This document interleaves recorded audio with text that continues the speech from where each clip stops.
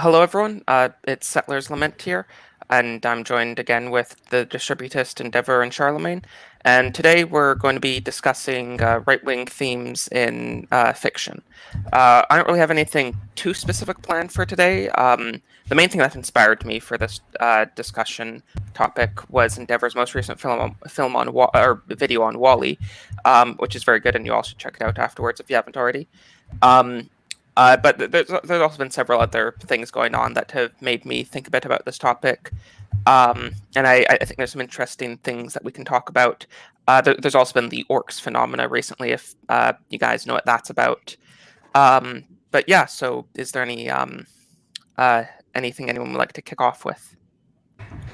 I guess if you want me to kick off with Wally, since you mentioned it, the video I made on Wally, I watched the film recently, and I noticed that I really liked a lot of the themes in the film, and of course, it's a film about two robots, and the relationship between a male and a female robot who are just left behind on this barren Earth. But I do think that it is a film about humanity. And one of the things that actually the director had said this is, and I didn't realize this till after I had made the video, was that he said that the film, what he tried to do with it, and the director himself he himself is a Christian. What he did with the film was he wanted to make a film about a future where robots became more human than humans themselves. So what you see in the film Wall-E is essentially a post-scarcity society where consumer capitalism has essentially has delivered humanity infinite wealth and material comfort, and they exist in this kind of they kind of exist in the end of history Francis Fukuyama paradigm, where all of their material all their material needs are completely provided for, and they just are like they just have like this endless stimulation of just video games and food and social media and stuff like that. But they're really living a vacuous and spiritually dead life. And I really find that Wall-E is a critique of modernity in that it provides us with all this material wealth, but really crushes the human spirit. And the film is really about humanity really kind of finding its own humanity again, and starting this new like civilizational project to recolonize the Earth. It's the species homeland, and kick off this like new civilizational project, and kind of what I said in the video, putting an end to the end of history, and continuing on to higher human ambitions. So that's what I tried to do with the video. I guess what would be how did the video impact you, Settlers Lament, since you said you liked the video? Yeah, I thought it was really good. Like you said, the main sort of theme is dealing with technological progress, which is, I think, one of the main themes in NRX circles and other parts of the right, is what level of technological progress is too much. Where a lot of the social changes we've had over the past 100 years are either directly or indirectly caused by that sort of technological progress, with humans not really being programmed for being programmed for the changes that we've experienced. I mean, one of the obvious things, and this isn't even a right-wing critique at all, is just for all of human civilization, and this is tackled very directly in Wall-E, for all of human civilization, things like sugar and salt were very hard to get, so we had very strong cravings for them, but in the past 100 years, they've become, at least in the West, incredibly easy, which is at least one major reason why we have an obesity crisis. But we have many similar things. I mean, pornography is essentially identical to that, where having access to sex was relatively difficult, and now you have access to virtually unlimited amounts of not actual sex, but to at least simulated sex. But yeah, so that sort of thing with like the limits of technology, I think, was the sort of most interesting theme with Wall-E. It's honestly, I watched it when it first came out, but it's not a film I've thought about at all recently until you made that video. Yeah. One of the points I had made is that they'll even there is not really any villain in the film Wall-E. The villain is kind of this like HAL 9000 parody, this like robot they call Otto, which is really just the automated lieutenant to the captain, which basically does all his work for him. Um, but the real villain is the system itself. The villain is the system of perpetual consumption. And what you see is what I thought was also interesting was that in the film, there's a scene where Wall-E like shuts off this woman's screen that she's kind of like staring at the entire time, and then she begins to actually she like almost gets like broken out of the matrix, and she begins to like she sees Wall-E and Eve dancing in space, and like she can't believe it. She thinks, oh, this is incredible, and she shuts off a man screen, and then they actually begin to interact with each other as regular human beings would. And the robots try to step in and try to stop that, because in the film, one thing that I thought it was really subtle, but it implied that even something like genuine human relationships are a threat to this system, because it gives some people something that they value beyond just consumption. So, and I think that is really relevant today, because you look at things like a lot of the things we'll criticize on the internet. So like, social justice politics and stuff like that, or the undermining of things like national identity or religion and stuff like that. I think that one of the major reasons for that is that it gives people value that's immaterial. It makes people value things that are not just consumption. And that is a threat to a system that's designed to just maximize that. And, that's a theme in Wall-E that I thought was really interesting. So sorry if I'm kind of dominating this conversation. If Charlemagne or Distributist would like to comment on this. Sure.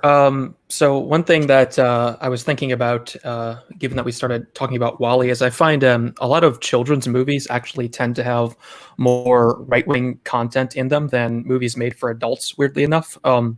So I happened to see the Sonic the Hedgehog movie this year, and I doubt anyone else really in this convo has seen it, but that movie actually had surprisingly traditional values in it. So just to summarize, the main plot of the movie is, the main character is this police officer in this small rural town, and he, for one, he's actually married to the woman he's with, which is kind of interesting. You don't see that a lot in movies. And he has this idea in his head that he's going to go to San Francisco. Basically, he's in California, right?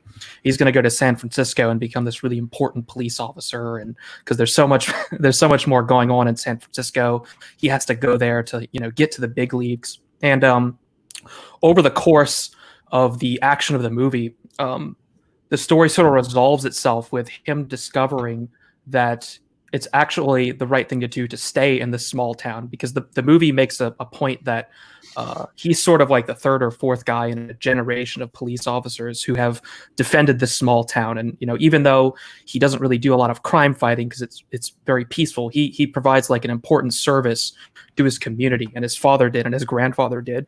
And the movie basically ends with him sort of rediscovering the value of his place in the community, and instead of valuing his own I guess wealth and personal satisfaction by going to California, he actually values like the sense of community and his role in the community more by the end of the movie. And that was a pretty interesting thing to see in the movie. I guess you kind of have to analyze it from this kind of perspective to really pick up on that, but it was really, really interesting. Another interesting thing about the movie is, the villain is Dr. Robotnik, and he kind of has this shtick in the movie where he makes a lot of jokes at the expense of, the poor, stupid rural people. And the movie pushes it back against that very deliberately and makes a point about how actually these people aren't really stupid and they don't need your lab coat intervention in what they have going on here. So that was a really interesting movie. If you have time, I definitely recommend watching it. Oh, I actually heard people say the opposite, that they thought it was a left-wing film, and they thought that a lot of the themes were anti-white, but I haven't seen the film, so I can't say one way or another. I'm guessing that's because the main character is in an interracial relationship. Well, And there's also like a kind of gay cop in the movie. But if you sort of look past those surface level things and look at the deeper lesson of the movie, it's actually a lot more traditional than you might realize. I mean, it's kind of similar to the film. Have you guys seen the film The Last Stand, the Arnold Schwarzenegger one? Yeah, not for a few years, so I don't remember too much. I mean, the plot that you described, it's kind of the same thing. It's like Arnold Schwarzenegger is he's a former cop from Los Angeles who moved to a small town USA, and he has a police department with like 4 deputies. And the plot is basically that it's just like one of these Arnold Schwarzenegger action movies. It's a throwback to the 80s. The plot is that a bunch of drug dealers are coming through their town, and him and his like police department of like 4 cops have to defend the town. And I mean, it gets ridiculous. They have like machine guns from World War II and stuff like that. That like they blockade the road with buses. But I mean, I guess it is like it kind of has that same theme of localism and of like defending the small community. As opposed to kind of the cosmopolitanism. Mm-hmm. There was this other interesting aspect of the movie too, where so the main character's wife has a sister who's like this single mother basically, and her entire role in the movie is basically trying to undermine their marriage, trying to get her sister to break up with her husband, who's the police officer. And as opposed to sort of going that route, the movie has the main character's wife basically act extremely loyal to him and basically completely trust what he's doing, even though, he's basically helping an alien escape government spooks. But instead of trying to undermine him, she sort of implicitly trusts that he's doing the right thing, which I thought was very interesting because, in a lot of these movies today, they would take the opposite approach and really buy into the whole idea of like undermining the idea of marriage. But this movie goes the opposite way, where there's a character trying to do that, but her sister actually resists that throughout the entire time and is at no point ever in a place where she doesn't trust what her husband is doing at all. Well, this is sort of the thing with if we're talking reactionary qualities of film or movies or literature or any media. Reactionary political theory is essentially a description.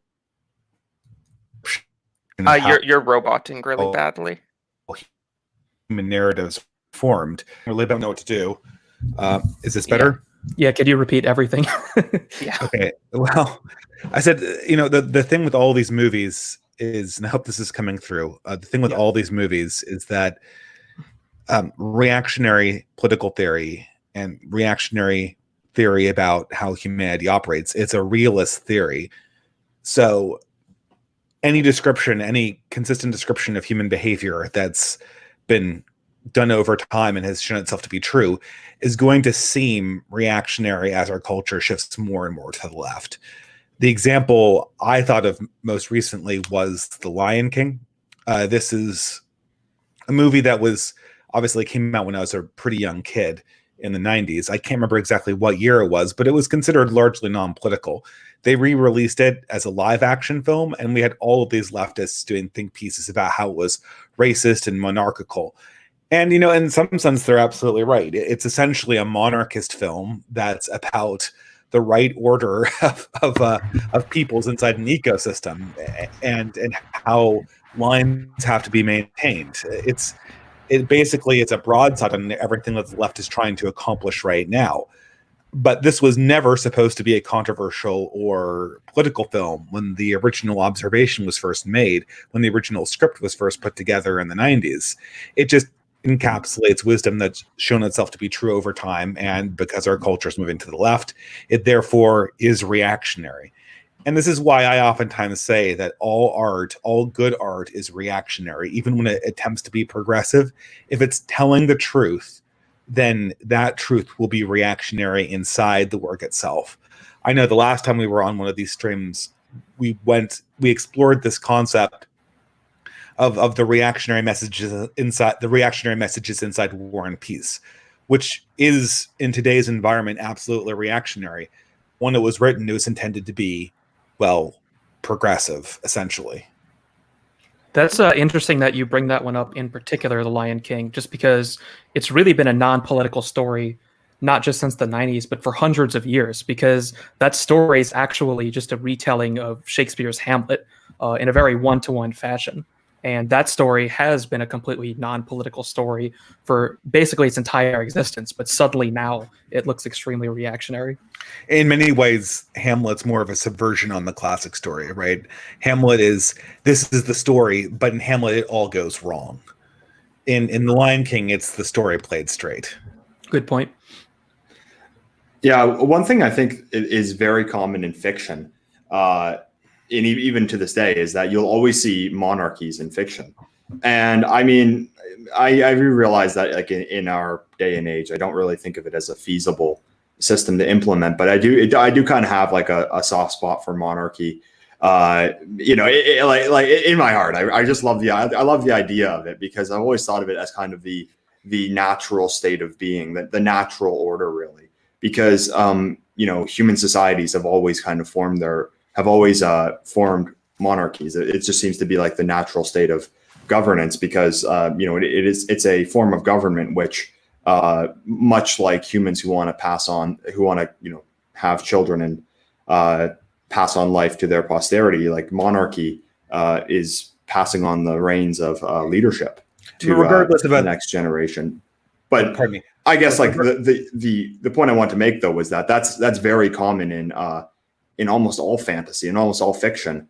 Will have some kind of monarchy in it. Maybe not almost all fiction, but it's very common in fiction. And something like The Lion King.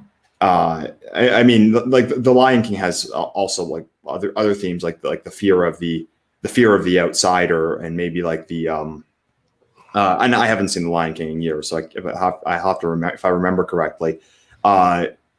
Doesn't Scar try to like manipulate what's his name, the Lion King, to let them back in? What was Simba's father's name? Mufasa. So You're roboting Scar, again. there's a few things that are distinctly reactionary. Oh my god. Maybe I should try to leave and come back in again. Is this better if I move closer to the microphone? It sounds fine. We can hear you now. Yeah.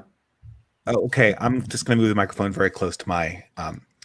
So the sort of key reactionary elements of The Lion King is that Scar essentially tries to stir up a populist rebellion of an outcast class against the monarchs, which are the lions, and then he's able to essentially foist himself into a false position of power by bringing in this outcast class so they could be his political buffer against the other lions.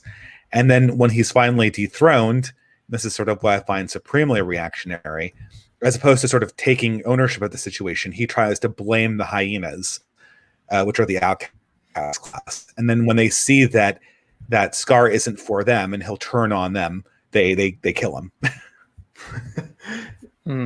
So it's I mean, just that's actually what happens in the story, and it's so supremely reactionary. It's hard to really figure out how it couldn't have been seen in the 90s. Does anyone remember when The Lion King 2 was made? Has anyone seen that movie? No, I haven't. That one, I watched that one when I was a kid, and that movie sort of inverts the whole thing, and it's much more a left-wing film from what I remember, because what it does is the main character is sort of belongs to this tribe of lions who all look like Scar, right? They're like orange and whatnot, and it kind of takes an egalitarian approach where all of these other lions are sort of oppressed by the aristocracy of lions of Mufasa and Simba and whatnot, and it's sort of I guess it's almost like a Marxian version of The Lion King, which is kind of interesting. It's not a very good movie, but it sort of flips the entire story on its head. Not surprising, as it was made a lot longer after the original movie. Well, I mean, you can kind of see the progressive inversion come in there, right? Yeah, that was 1998. Yeah, I've made the point on a few live streams before that Disney in the 90s had many reactionary themes. And I've made the point that, like, I think I might have said this on the last stream, and forgive me if I did, but like the Disney princess, the dream of every 10-year-old girl in the 90s was to be a Disney princess. They'd always want to be one for Halloween and stuff like that. I remember in my classrooms and when I was in the early mid 2000s, all the girls in my classroom would want to be I don't know, Ariel or Cinderella or Snow White or something like that for Halloween.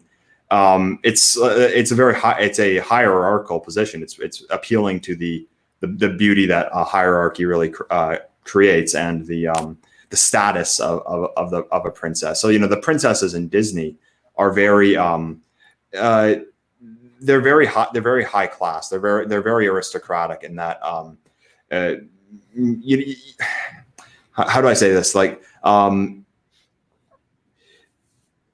like the point I had made before was that egalitarianism doesn't really work in this, because a young girl wanting to be a princess, that's a young girl wanting status, wanting some kind of hierarchical status. But egalitarianism tells you that there is no distinction between one class and another. There is no high status or low status, and I think that's just would completely destroy the Disney magic that they used to have. So I think that like things like Disney, one of the major proponents of global homo today, they had plenty of right-wing themes in almost all of their successful films. Mm-hmm. Yeah, I mean, but with a lot of their more recent stuff, that exact theme has been subverted quite a bit. But yeah, I mean, it's quite notable that the vast majority of little girls want to be princesses, not businesswomen. And I'm sure leftists would tell us that's just because of social programming. But yeah. One of the interesting things I'm reminded of here is, have you ever seen any of those like videos on Twitter at the new Star Wars Disney park? And you'll see like the stormtroopers walking around or something, and they'll confront this little girl dressed as Rey, and that always strikes me as really, really weird, because right in my childhood, all the girls would want to be these like classical Disney princesses, and now they want to be Rey. And sort of watching these 5-year-old Reys like face down these stormtroopers sort of really highlights the absurdity of the whole thing that Disney's trying to do now. It's like the fakeness is really just magnified and put right in your face how ridiculous the concept of, women sort of acting as this masculine force in society is. Yeah, because the thing about the Disney princesses that, and it goes without saying, but they're very feminine. It's not like you don't have there's no feminism in these films. It's not like they're gonna kick the ass of the like 6-foot tall bad guy or something like that. It's always like a prince that comes and sweeps her off her feet. But at the same time, though, she does hold like a lot of feminine virtues. The characters in these Disney films, and I do wonder, like these days, is that something that a new generation of girls are going to miss out on, or is that something that will still appeal to them despite all the conditioning? And I tend to think it probably will still appeal to them, because I think that is just natural. I mean, it's basically every girl's dream forever has been to be a princess and marry some handsome, masculine, high status prince, really. And like a lot of the stuff today they're forcing, it's really just kind of an inversion of that reality. And I do wonder how that's actually going to rub off on the next generation. Is it going to work, or is it will nature actually still shine through? I think probably the latter. It seems to me that you really sort of have to compel people to hold up the lie and sort of pretend they believe it to kind of keep it going in the public society. But I mean, I haven't seen the film. What's it called? Frozen. Me neither. Maybe we should watch it. But I mean, I just know that that one was extremely popular, and that was a much more recent one. Someone will have to let me know, but I mean, from what I've seen, the character is looks very feminine, but I don't know. Yeah, I mean that's what's really notable about the inversions that they do. I mean, I haven't seen Frozen, so I don't know the story there. But even when they do try to invert the story and make it give it a lefty message, and tear down the hierarchy. They still have all the trappings of traditional hierarchy. They just try to. It still looks like it in every way. They just try and swap out the story.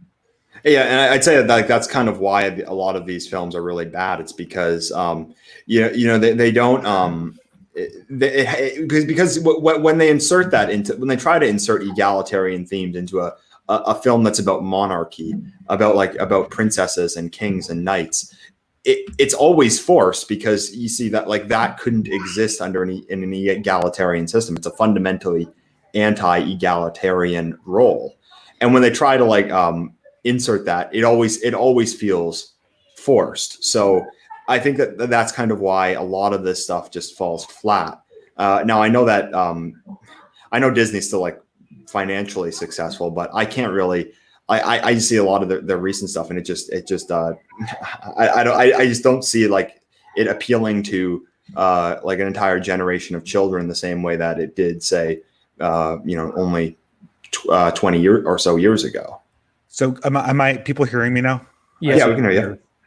Okay, so I apologize for missing the last 5 minutes, but there is something I kind of wanted to add about the persistence of monarchy, either in sort of the Lion King or the princess formation, and that is that regardless of what we think about monarchy as sort of a macrocosmic political concept, the form of the monarchy is what essentially undergirds the form of our extended families.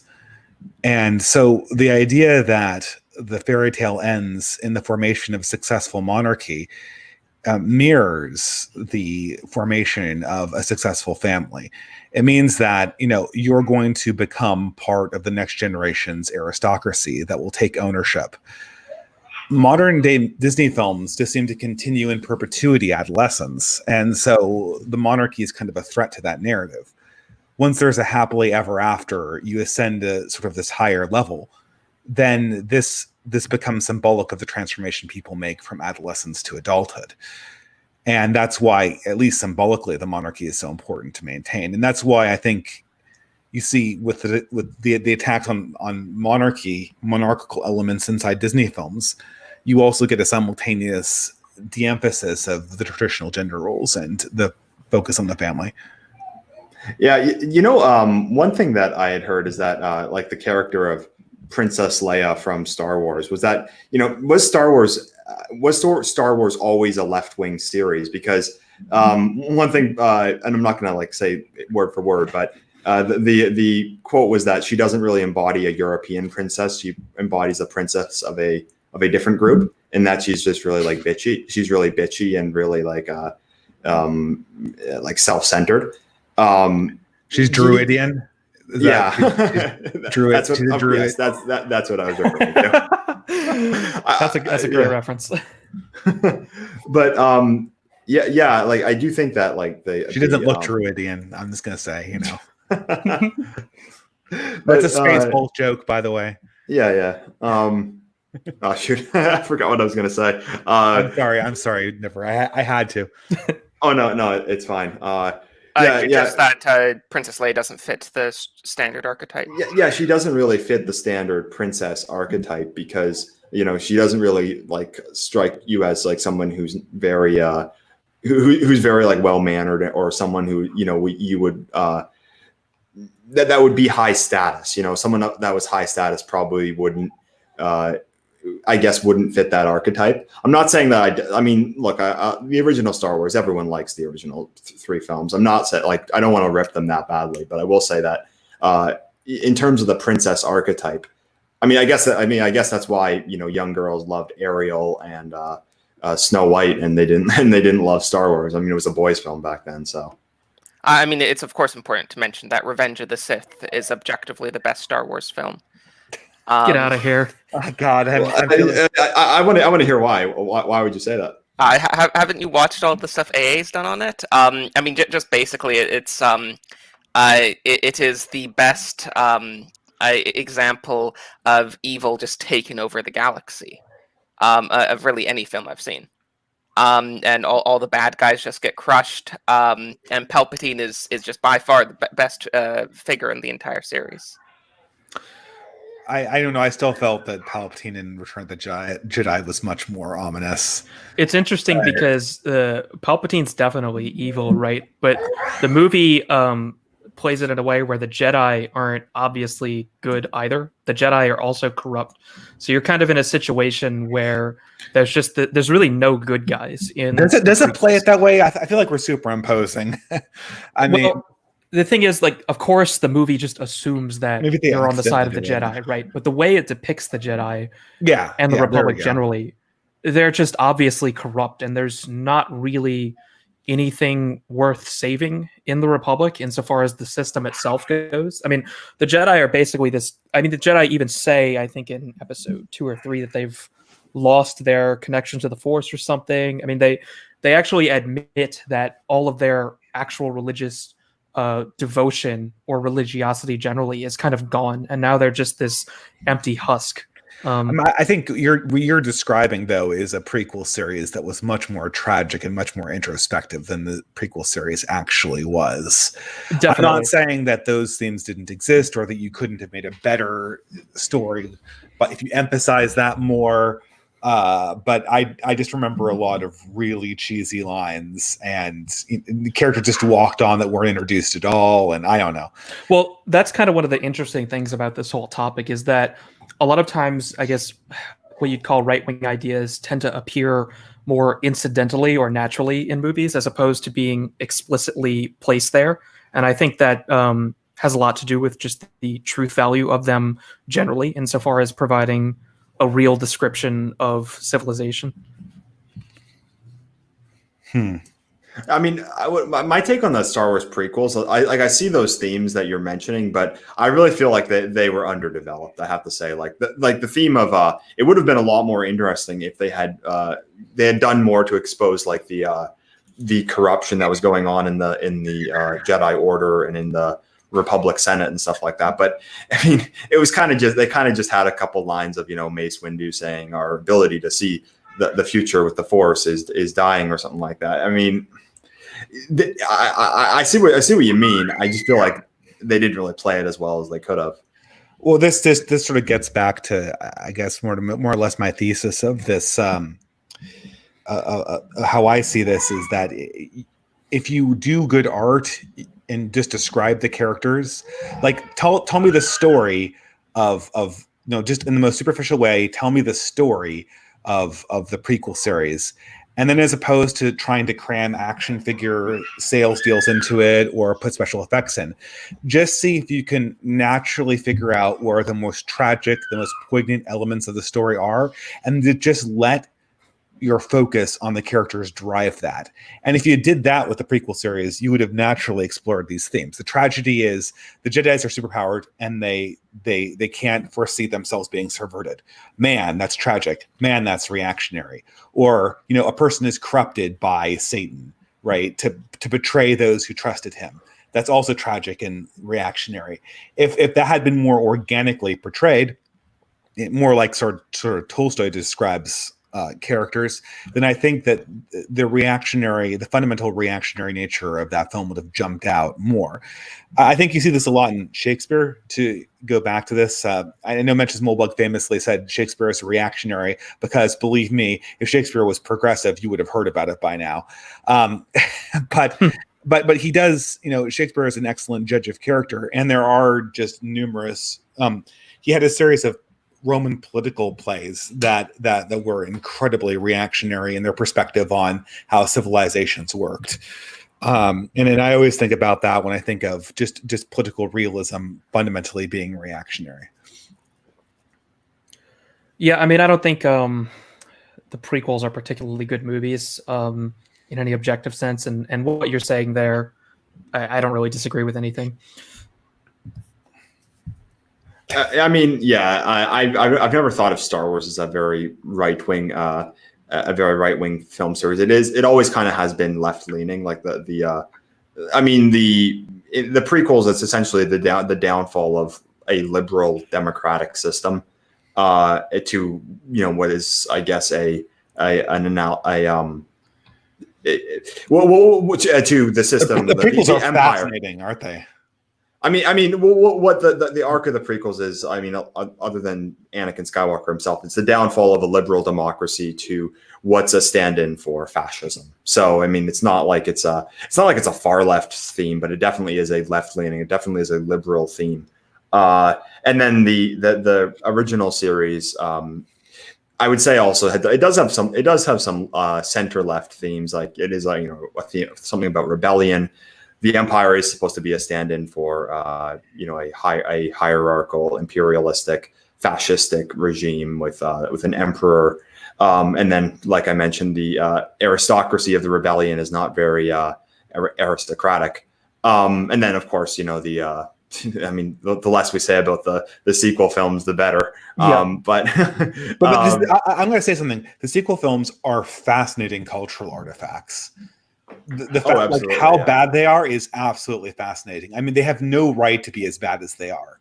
Like the amount of, like, okay, fine, the prequels had flaws in them, but that's because they are the product of more or less one person who his ability at writing decreased, and there was no one there to correct him because everyone there was just sort of in awe of his legacy. That's a story as old as time. But with Disney, I mean, that was a whole focus group corporation. And even when they were getting indications that fans weren't liking this stuff, they just couldn't do it. They couldn't make a passable Star Wars movie, and they put all of their resources into doing that. And they tried 3 times, and each time they failed. I mean, it's remarkable how much they failed. It's remarkable how bad they are, even though they don't make any. Inside the scenes, they don't make any mistakes, but it just doesn't come together. It's soulless. Yeah, it's kind of like they don't know where they're going with it because they are just so hamstrung by all of the focus group, woke capital, appealing to the globalist market. The one thing I've said was that they are pretty much the entertainment. I've said this on other streams. They're basically the entertainment for a globalist society. It's basically crafted for the times and for the agenda that's being pushed on us today. What I was going to say, though, was one thing that people have brought up before in the original trilogy was archetypes. So, like the hero archetype, of Luke Skywalker, the sage archetype, and I guess that could be something that perhaps was not always a right-wing theme, but maybe maybe under the present paradigm, it could be considered right-wing. I mean, the overall story arc is a left-leaning one, but there is these traditional archetypes which everyone has loved for all time, really. Settlers of Men, what are your thoughts on the on the prequel films or the sequel films or original? I think Dave summed it up as best as it can be. That the prequels, Revenge of the Sith aside, of course. But the other 2 prequels were bad because they made bad decisions. The sequels were bad because they had to be bad. But well, I mean, quickly, it's just for me, it's amazing how bad the sequels were because they're interesting. I guess you could say, like, I mean, is it just it led me to believe, the sequels led me to believe that there's just something constitutionally about our current media elites where they just can't make good stories anymore. Because how hard is it to make a good Star Wars movie? It's not that hard. I mean, it's a really interesting phenomena how there seems to just be no creativity left whatsoever in any of these big institutions that are creating art. I mean, it feels like in the last 10 years, there's barely been anything new in any movies at all. Even movies that are good, like The Irishman, for example, it's not fundamentally creative in any particular way. Yeah, I mean, one of the observations I've made before is that we kind of live in this like iconoclasm of against tradition. It's like a very anti-traditional society that we want to destroy all everything that came before. But then the culture is also kind of stuck in this stasis that it can't create anything new. So while you have all these like anti-traditional themes, it's stuck remaking RoboCop. It's stuck remaking Terminator. It needs to remake Iron Man. It needs to remake Star Wars, and it's just like there's no way of advancing anywhere forward. So you're kind of just stuck in the endless loop there, where you're going to get the same stories, but with more diversity in them and more special effects and stuff like that. But yeah, I mean, it really seems like we're just stuck in this like cultural stasis, and when it comes to at least when it comes to Hollywood and the mainstream, and that's just like that's something that why I find like right-wing counterculture and a lot of discussions around films and stuff like that so interesting, because people are dying for something new. I have to think that a lot of people, it's just kind of left a stale taste in their mouth. They kind of realize they're just being fed the same tired crap just over and over again, and that's really kind of the void that needs to be filled there. Yeah, and if you go outside of I guess American liberal media, you can actually find these things. I don't know if anyone's ever seen the movie The King's Choice, for example.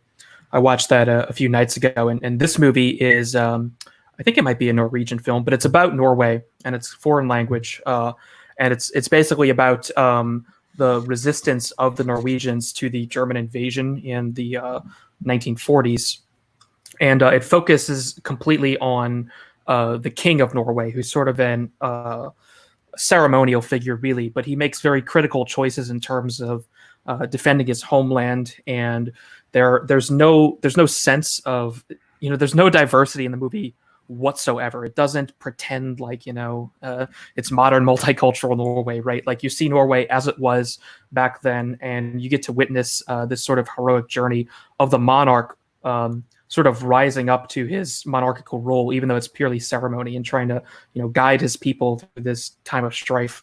So you can actually still find, I think, movies that have these we talked about how the idea of monarchies being completely degraded in modern cinema just because it's completely incompatible with our values, but you can actually still find these motifs in foreign films that are just separate from this neoliberal nonsense. Yeah, because here is one thing that I think that is emblematic of right-wing storytelling versus left-wing storytelling. One thing that you'll see in right-wing films is that the heroism often comes from the aristocracy. Heroism comes from somebody who's high up. Whereas in left-wing entertainment, you usually see the high ups being the bad guys, really, and then the heroism comes from someone on low.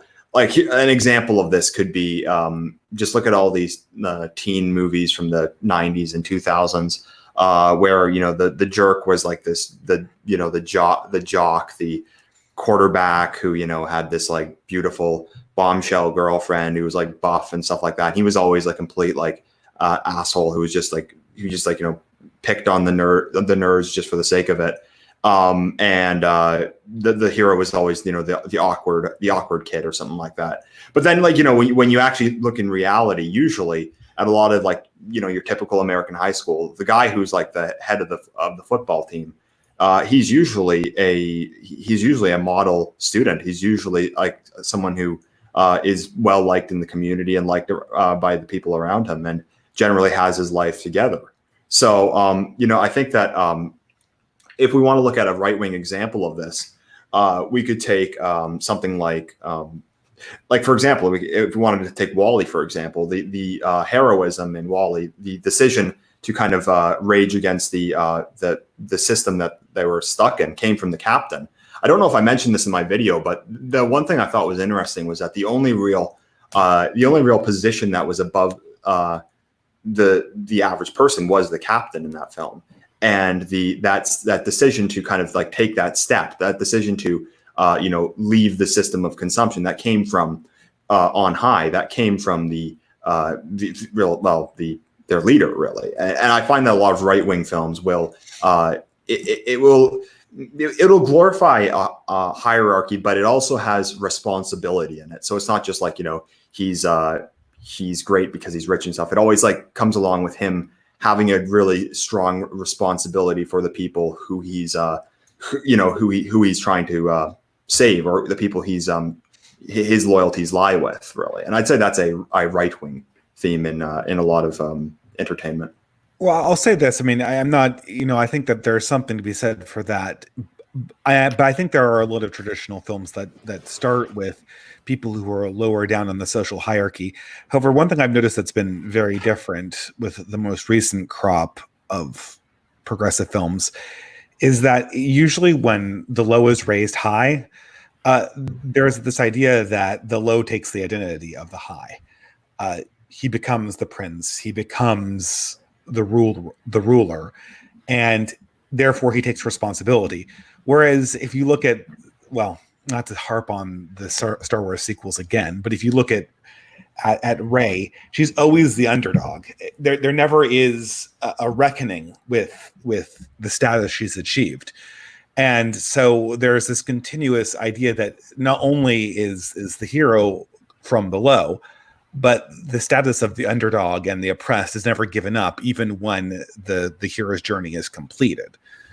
And that's what really creates this sort of strange dissonance in most modern fiction. Yes, because I would say that you definitely could have a rags to riches story, but then I guess like that would. But there's a to riches, right?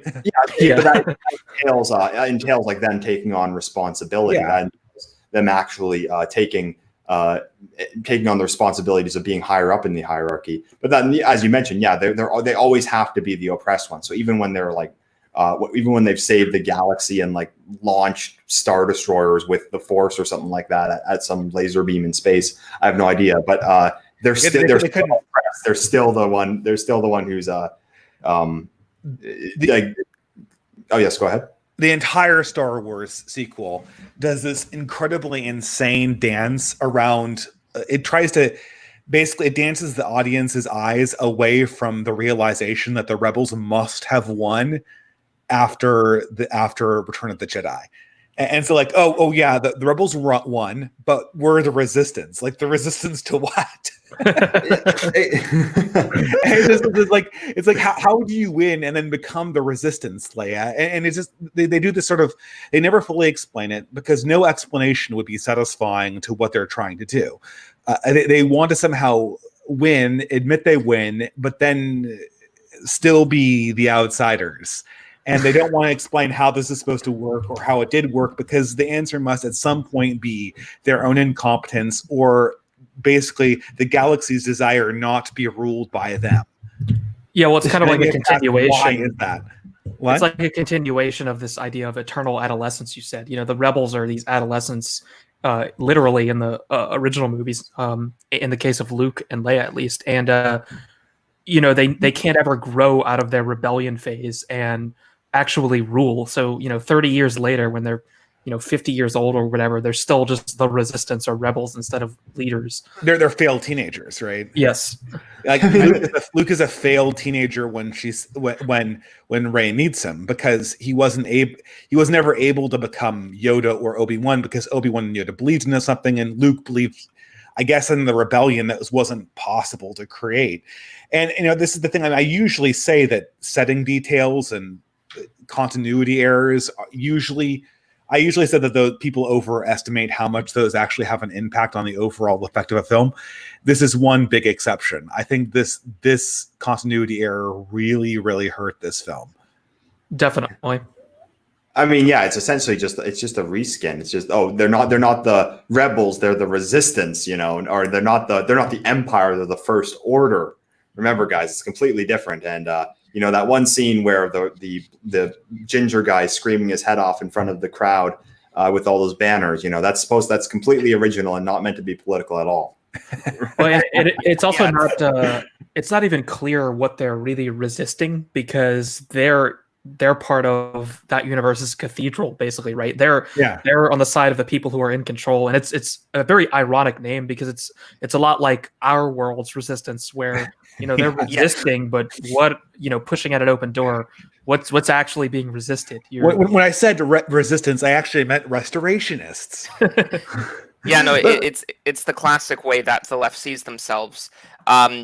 Like, you know, university kids on a college campus, that they don't realize that they are the ideological hegemons, and that most of them literally do not realize that they have been successfully tricked into thinking that they're the underdogs because there's Trump in the White House, so how could we not be the underdogs? So it's exactly like that in Star Wars, where they literally control the galaxy and they're the resistance. Have you guys ever seen the movie, to get away from Star Wars, I think? Have you seen Before that, I'd like to Okay. go through some chats quickly. Yeah, go for it. Punished Huey gave me 3 super chats. The first one said, "Since we're talking about fictional works, have you checked out my work, Blackout? How Black America can make its second escape from the Democrat plantation?" That's Candace Owens' book. If anyone didn't get that, and another one for Trump bucks. That's how.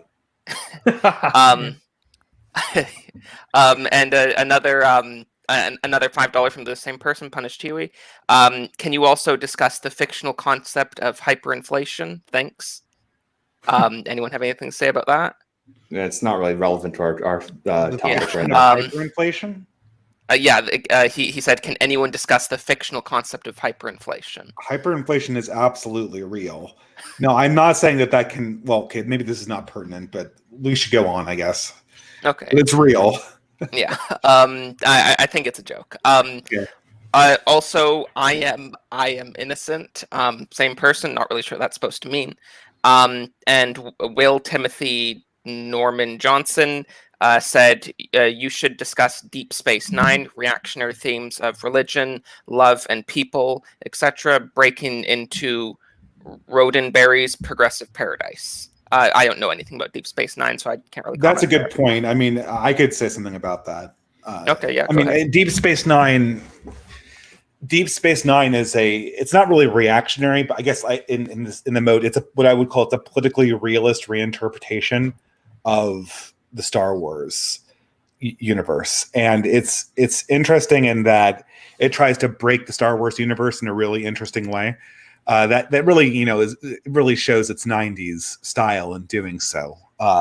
But you essentially have racial conflicts that resemble racial conflicts, not like the racial conflicts in the Next Generation, the original series, were all stand-ins for racial conflicts in America that were all just easily solvable with the right platitudes, right?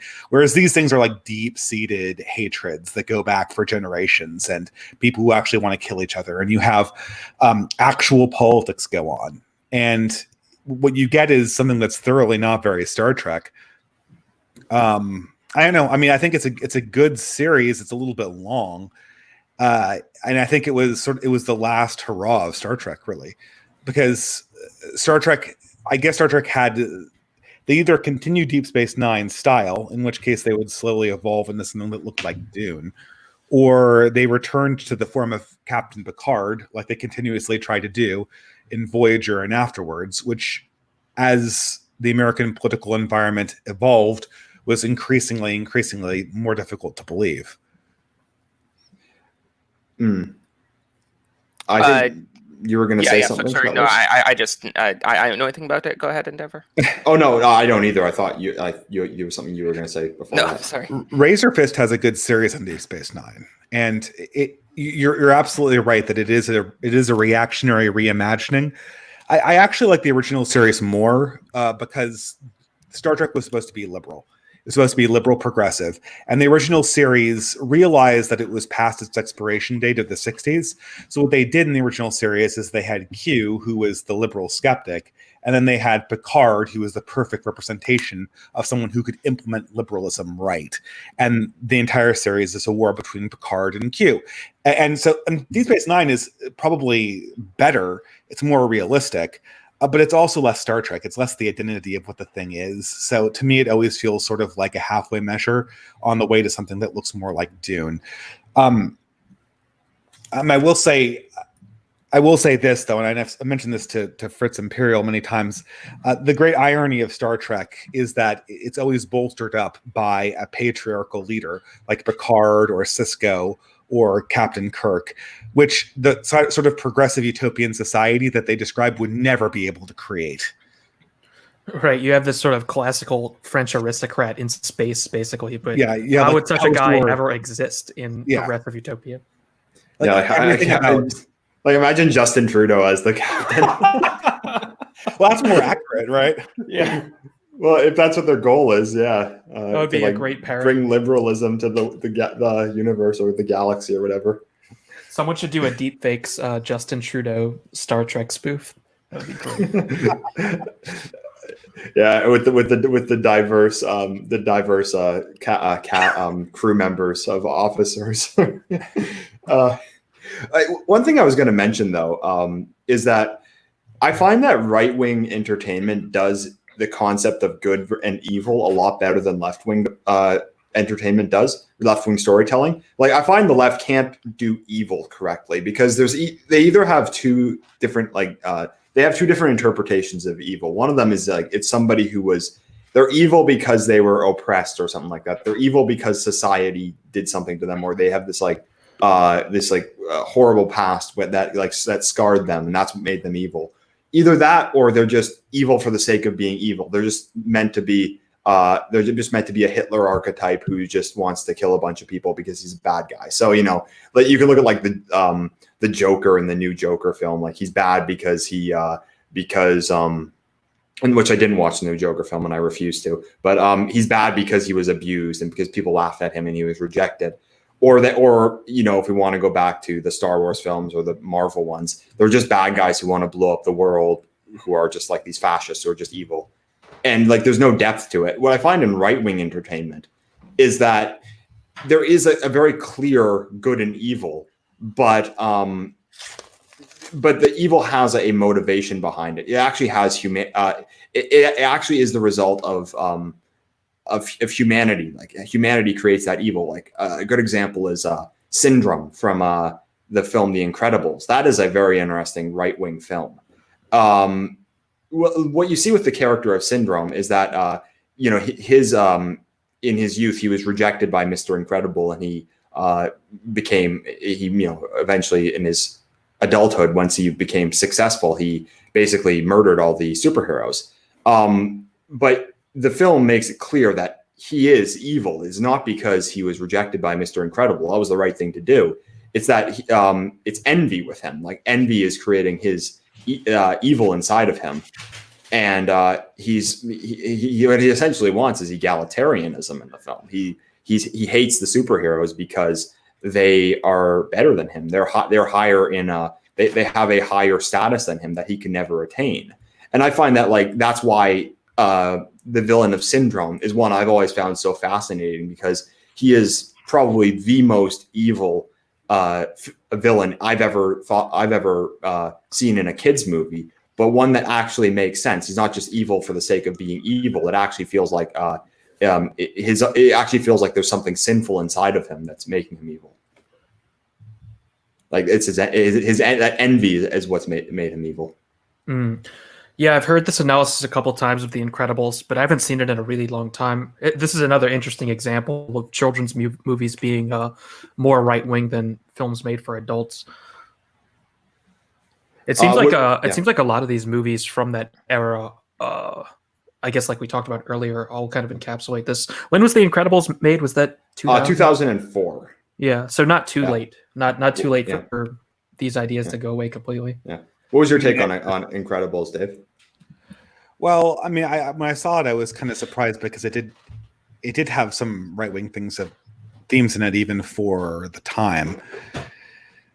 I mean, I guess when I saw it, I thought that, I was a fan of Watchmen at the time, so I'm like, oh my God, this is like Watchmen for kids. And of course, this is before the 2010 movie Watchmen came out.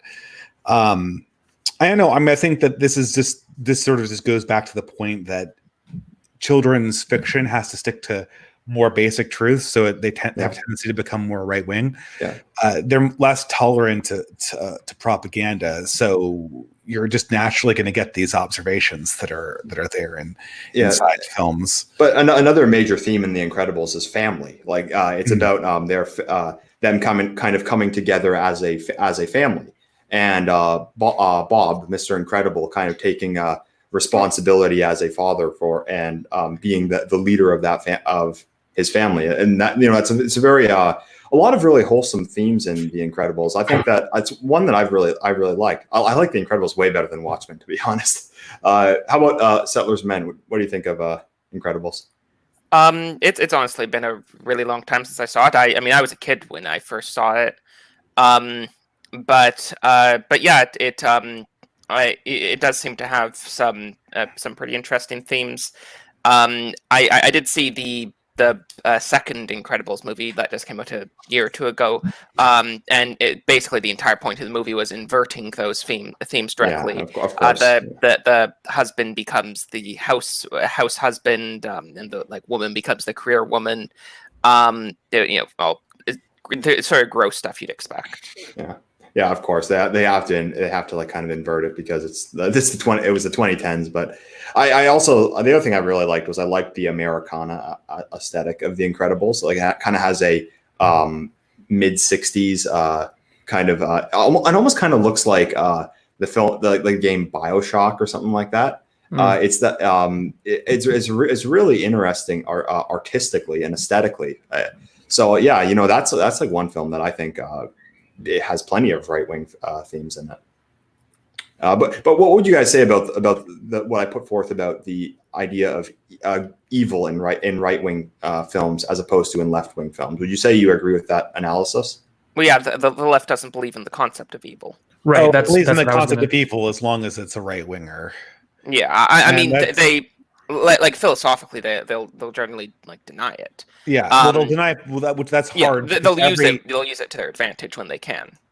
It's hard because they obviously emotionally believe in the concept of evil, but they don't philosophically, and that creates a dissonance where the evil characters always have to be incidental, and it comes off as really stilted and fake. The great example is The Shape of Water, or any who's the guy who did that film? I forget what his name was. The character is like your quintessential straight white male patriarch. The film wants to call him evil, but it doesn't really have the balls to do it. So they have to portray him in some kind of psychologically weak way. And so basically he becomes a setup and knockdown figure for the entire film to deconstruct. And it feels really, it feels false in all sorts of ways. It obviously is self-flattery. And at the same time, it obviously doesn't capture what we truly fear about evil, either in ourselves or when we observe it in nature. It lacks the predatory aspect that we see in natural evil, and it lacks the self-critical aspect that we see in psychological evil, because it's simultaneously totally externalized from the protagonists and also totally externalized from any kind of power or force that exists in evil that comes down on us from above. Yeah, like the thing is, the point I made was like that the bad guys in left-wing films, they're either just abused and they're not actually evil, they're bad, they're only bad because they were oppressed, or they're just a analogy for fascism, and they're just evil for the sake of being evil, really. Well, I mean, if the left portrays the fascist as demonic, but they don't believe in demons, and they don't believe. So again, it has to be. It basically feels like a fantasy villain. Always, every time they portray evil, it feels like a fantasy villain. It feels like something that they've constructed for themselves so they can knock it down. It's very obvious that The Shape of Water is a world where true evil doesn't exist. So you have to wonder where this truly evil, straight white male director character comes from. And the biggest suggestion, the most realistic suggestion, is that the protagonist has psychologically created him so that her own actions would be justified. Or at least the creator of the movie has created him so that the protagonist seems justified in what she does. Mm-hmm. I would say it's so obviously a reinforcement mechanism to concoct moral purity. I would say, in addition to depicting evil characters more realistically, right-wing films will actually depict the philosophical concept of evil, which left-wing films don't. And a good example of that is, of course, The Lord of the Rings, where you have Sauron and the One Ring, and these are just pure evil, not people, but just entities. It's sort of acknowledging that the force of evil actually exists, which is something you wouldn't see in a left-wing film. And in fact, I'll be interested to see in the Lord of the Rings series on Amazon how they handle the concept of evil. Oh, that's going to be fucking terrible, that series. Yeah, I think that's going to be a really interesting case study. I'm not even aware of this. It's on Amazon? It's not on yet. It's coming out soon-ish. I don't know. No, they got set back because the writing staff, a lot of them walked off. They had this one advisor who was some scholar on Tolkien or something like that. I'm not entirely sure, but he was basically an expert on Lord of the Rings and stuff, and he walked off because I'd bet my bottom dollar that it's because they're trying to insert SJW crap into it. But the thing that's interesting in Lord of the Rings is that you mentioned that like evil exists kind of as an entity, and so you can say that like Sauron is absolutely evil, but you don't even really see him in the entire film, just like at the very beginning, and you kind of see evil embodied in the ring. But then one thing that's interesting is kind of how evil affects all the various characters, and it's like a temptation for them. So someone like, say, Boromir wants the ring so he can save Gondor. What are some other Saruman switches sides because he doesn't think that the side of good can win. He doesn't think that Middle Earth can win. And it's interesting how the entity of evil affects the various characters and kind of like the temptations that it gives them. I think that Lord of the Rings, is an example that everyone likes to bring up on the right of right-wing storytelling. But yeah, it is a good example for that, I'd say. Well, I mean, let's take another one that's probably going to be a lot better that's coming out soon. Dune. Dune is see. Well, again, I made a video that said Dune will never be a good movie, and I do consider the books to be almost unfilmable. But the director is good, but since we're talking about just fiction or general media, not just movies, Dune is a great example, along with countless others, of just fundamentally reactionary science fiction. Yeah. As a matter of fact, if you look over the body of classic science fiction, the reactionaries outnumber the progressives. Or, I mean, I don't know if they actually describe themselves as reactionary, but the themes that they describe inside their future imaginings, they're half the time either conservative or reactionary in some way, shape, or form. I haven't read Dune, so I can't comment on it. I'll just list out some of the themes. The universe is set up around a religiously driven society that has decided to completely restrict computer technology so that people could focus on self-development and the disciplines internal to the human race and to religious convictions. It goes on to explain how decadence essentially weakens people, and that's what that mechanism inside politics plays out across the entire plot. Without giving any spoilers, these are just reactionary themes that are completely inside of that series of books. Now, of course, in the movies, these have classically been ignored to the detriment of the actual film itself. Have you read Dune, Settlers? Oh, sorry. No, I've watched a fair bit of videos on it, including the Distributists and some other people, so I understand the basic story, but I've never read the book. It's quite good. It's a very interesting book because it's not really a sci-fi, honestly. It's sort of set in a science fiction setting, but most of the book isn't really about what you would normally consider science fiction. What I was going to say, just as there's a big contentious debate to have here on that.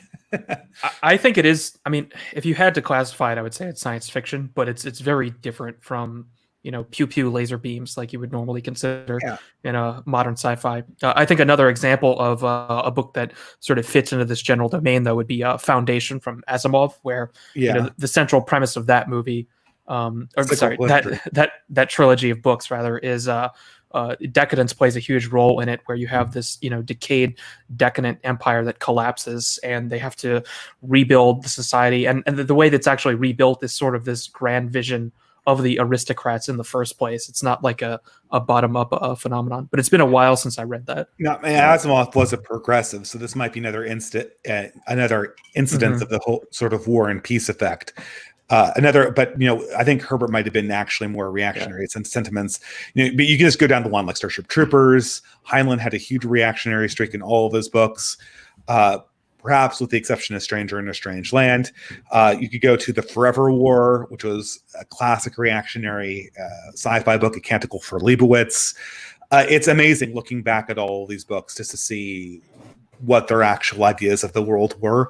None of them match up to the progressive vision, and that's the reason why they can't really be grappled with by our current political and cultural elites, is because they're too challenging.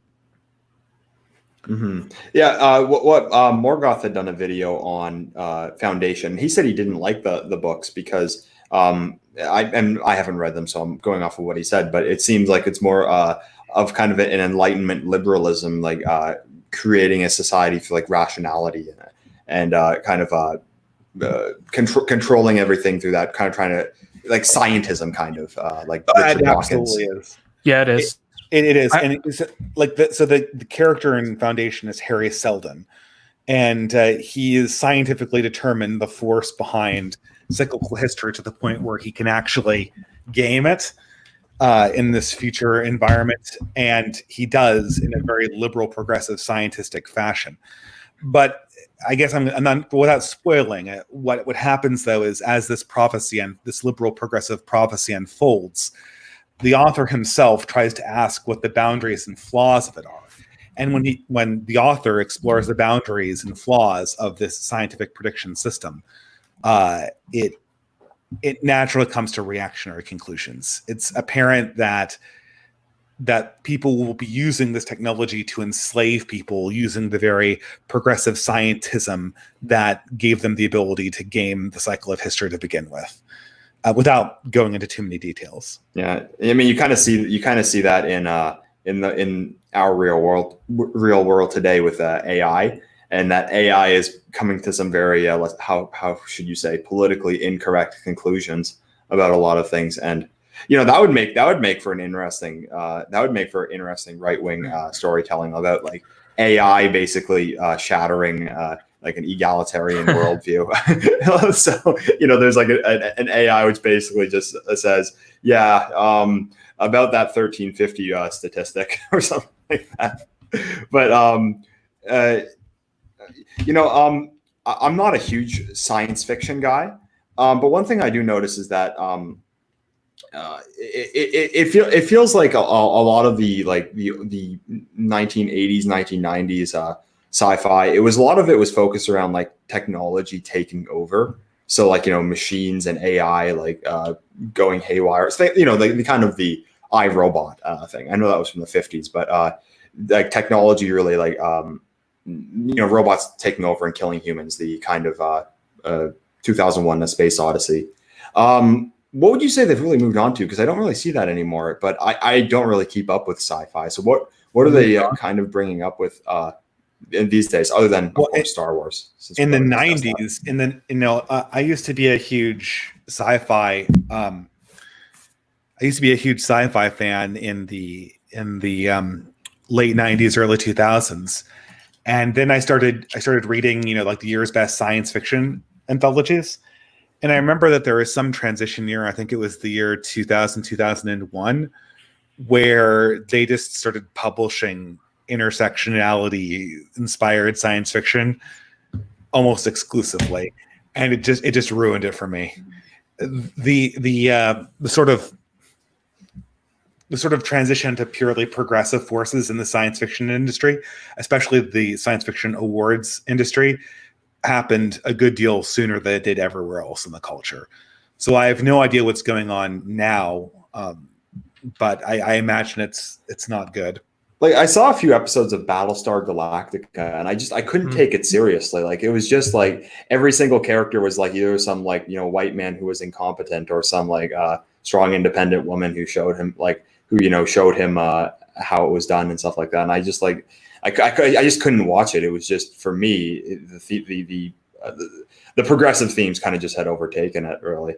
I guess that one thing that sci-fi under a liberal paradigm it could lean towards is that technology makes progressivism more.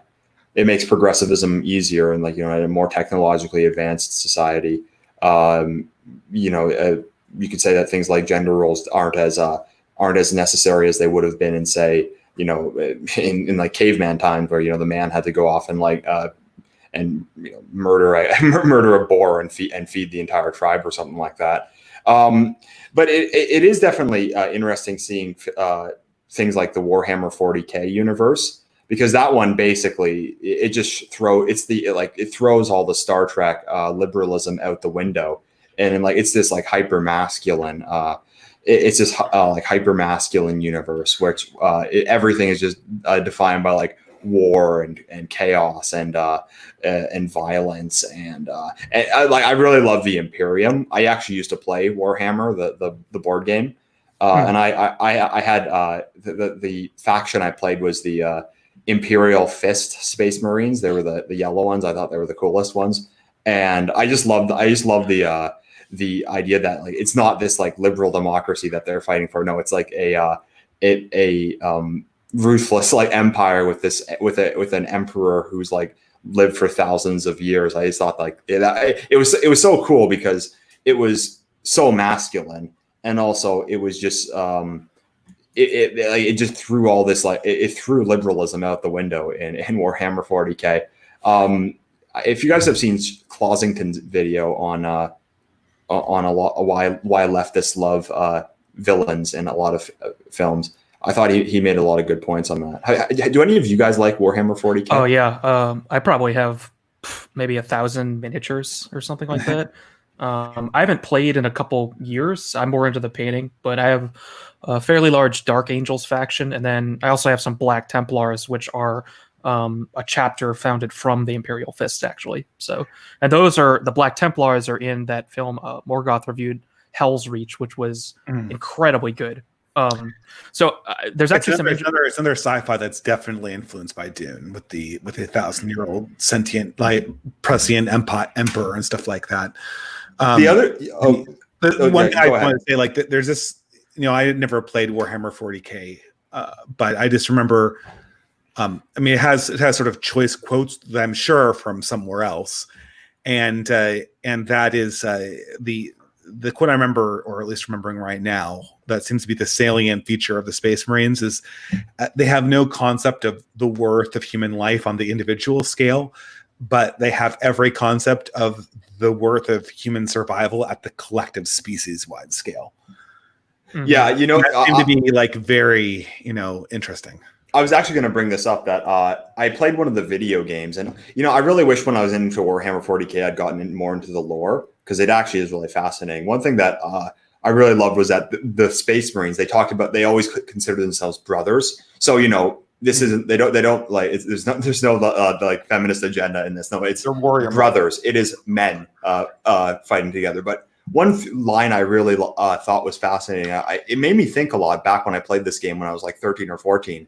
That one of the characters had like done something irresponsible, like he had moved his men out too far and like exposed their line or something like that. I can't remember, but he did something that basically was bad strategically, and one of the other characters lambasted him for that and saying like, you're gonna make our army lose, or you're gonna like bring shame to us. And then he said, am I gonna bring shame to us or me? And then the other character lambasted him saying, what are you saying? We are brothers.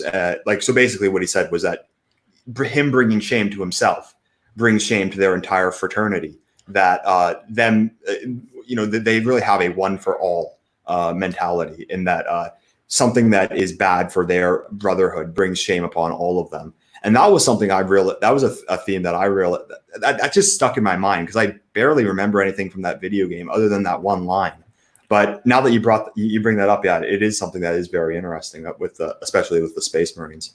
So if you go to YouTube, you can hear the lines from the video games, like the Warhammer ones. You click on so there are the video games. I have played one of the video games, and just like in all real-time strategy games, when you click on them, they give like little one-liners, like in Warcraft or. I love the line. It's better to die for the Emperor than live for yourself.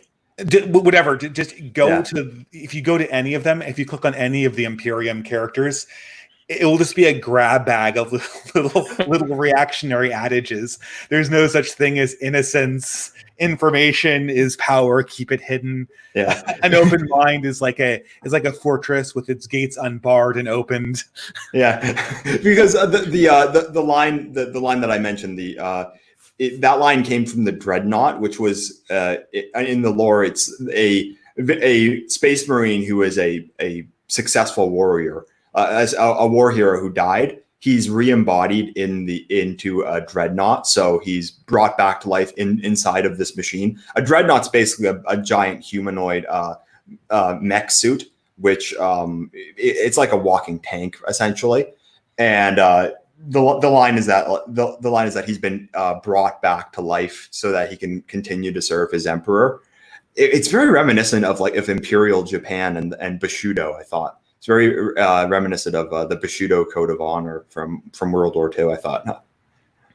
So there's actually some interesting deep lore in 40K that is probably not quite as well known.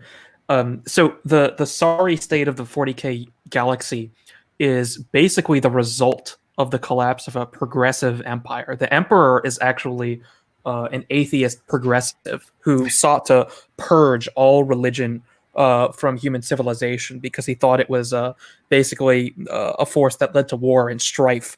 And he also sought the technological perfection of humanity, and through the use of his psychic powers to basically gather power to himself and try to lead humanity into this ultimate technological atheist empire, he actually opened up humans to the influences of the chaos gods, basically. So through his sort of atheistic seeking of perfection, he actually encountered these dark forces that ended up unraveling the entire thing and basically completely eradicating and disconnecting the Imperium from itself. And that component right there is pretty interesting because I don't think a lot of people know that. Like, the Emperor himself never intended to be worshipped as a god, and it's interesting because the society actually fixes itself by creating a religion around the Emperor to sort of restore order to this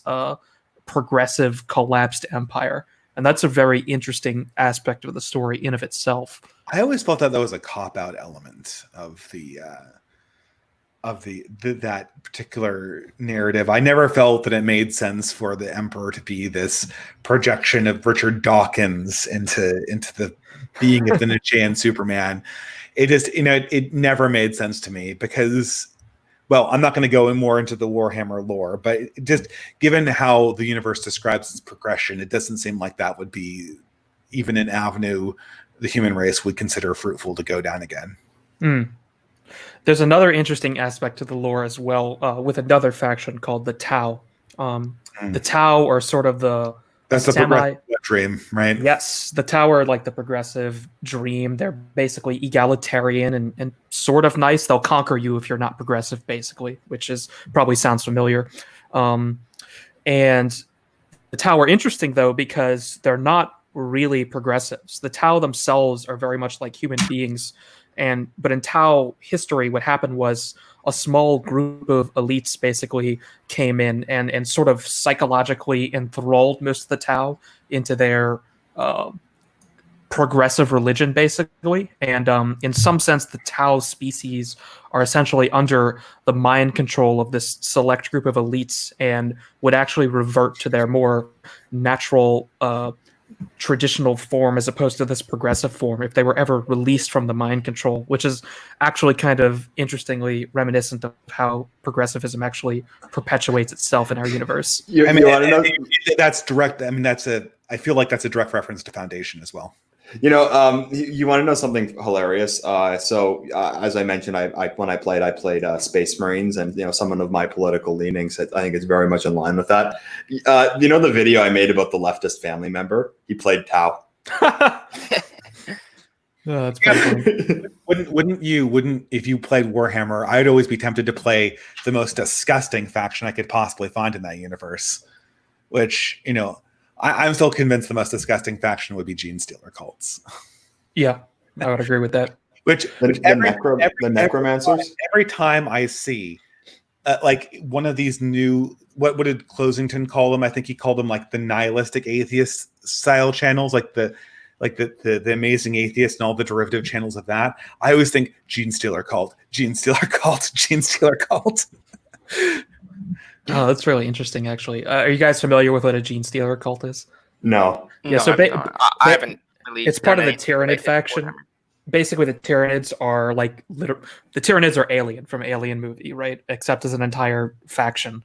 And they have this concept called Gene Stealers, where they basically send in a couple of guys to a planet to steal the DNA of the inhabitants of the planet and slowly morph from these disgusting monsters, these mutants, into actual inhabitants of the planet, so you can't actually differentiate them from a normal person. They develop an egalitarian cult out of that. It's literally the Edward Dutton spiteful mutants, but they're actually alien mutants. So ones that devour the entire planet once the egalitarian cult succeeds. So you mean that they're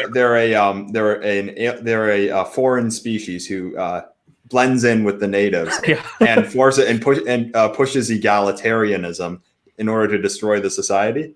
Yeah, because their goal is literally to undermine the society so that when their army invades later, it's weak and can't put up a fight. That's interesting. Yeah, it's pretty interesting. Warhammer is really interesting in this way because you can look at it from the high level, with just this Imperium aspect and this devotion to the Emperor. But no matter where you dig into the universe, there's all these like sub-reactionary ideas happening in every single faction.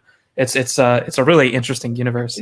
I mean, there are a lot of problems with the Imperium and Warhammer 40K, but we all know that 50% of Xeno attacks are caused by the 13% that are orcs, right?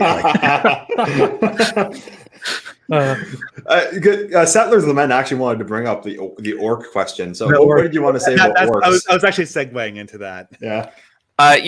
First, actually, I'd like to go through some more super chats because I have quite a bit to go through. So JT for 500 yen says, "Have any of you heard of Ian No Zero? It may be my favorite Japanese novel besides one not by Mishima. I'm sure. Yukio Mishima. Yeah. Right-wing media is readily available in Japan." So has anyone heard of Ian No Zero? I don't know if I'm pronouncing it. I haven't. No. Chat. I haven't, but that sounds really, really interesting. Thanks for bringing it up. I'm always eager to hear about new, interesting authors, even though I have not enough time to read as I'd like. Yeah, I will Google that. I think the Japanese definitely tend to, in their material, I've noticed they uphold gender roles specifically a lot more than Western media does. Yeah. And next super chat, press 1 to say academic agent is a nerd. Moving on, Benedictus, what do we do now that Britisher is openly a progressive? I don't really have anything to say about that either. Was he ever not? Yeah. Next one, I have no idea how to pronounce this guy's name. Zero creativity is because you can't value anything besides values equals bigotry equals hierarchy equals virtue. Progressivism just uses the skin of institutions like comics. Anyone say anything about that? I don't understand what he meant. Just moving on. And I'll just want one more for now. Punished Huey again. Who wins in a debate, Moldbug or Fitzhugh? I don't know who this Fitzhugh is. Fitzhugh? Yeah. I don't know if I'm pronouncing that right either. I'll post that in chat. I saw them talking about him in chat. He's some sort of author. I don't think Moldbug would be great in any debate. He'd probably say too much. Yeah. No, Moldbug is an awesome crackpot thinker. He's just there to come up with new ideas, and he comes up with a lot of bad ones. People were really spurging out because he had a bad take about a month or two ago regarding how to deal with the coronavirus, and they were just taking it the wrong way. It's an intellectual thought experiment. He's not writing policy or something. Mm-hmm. Yeah.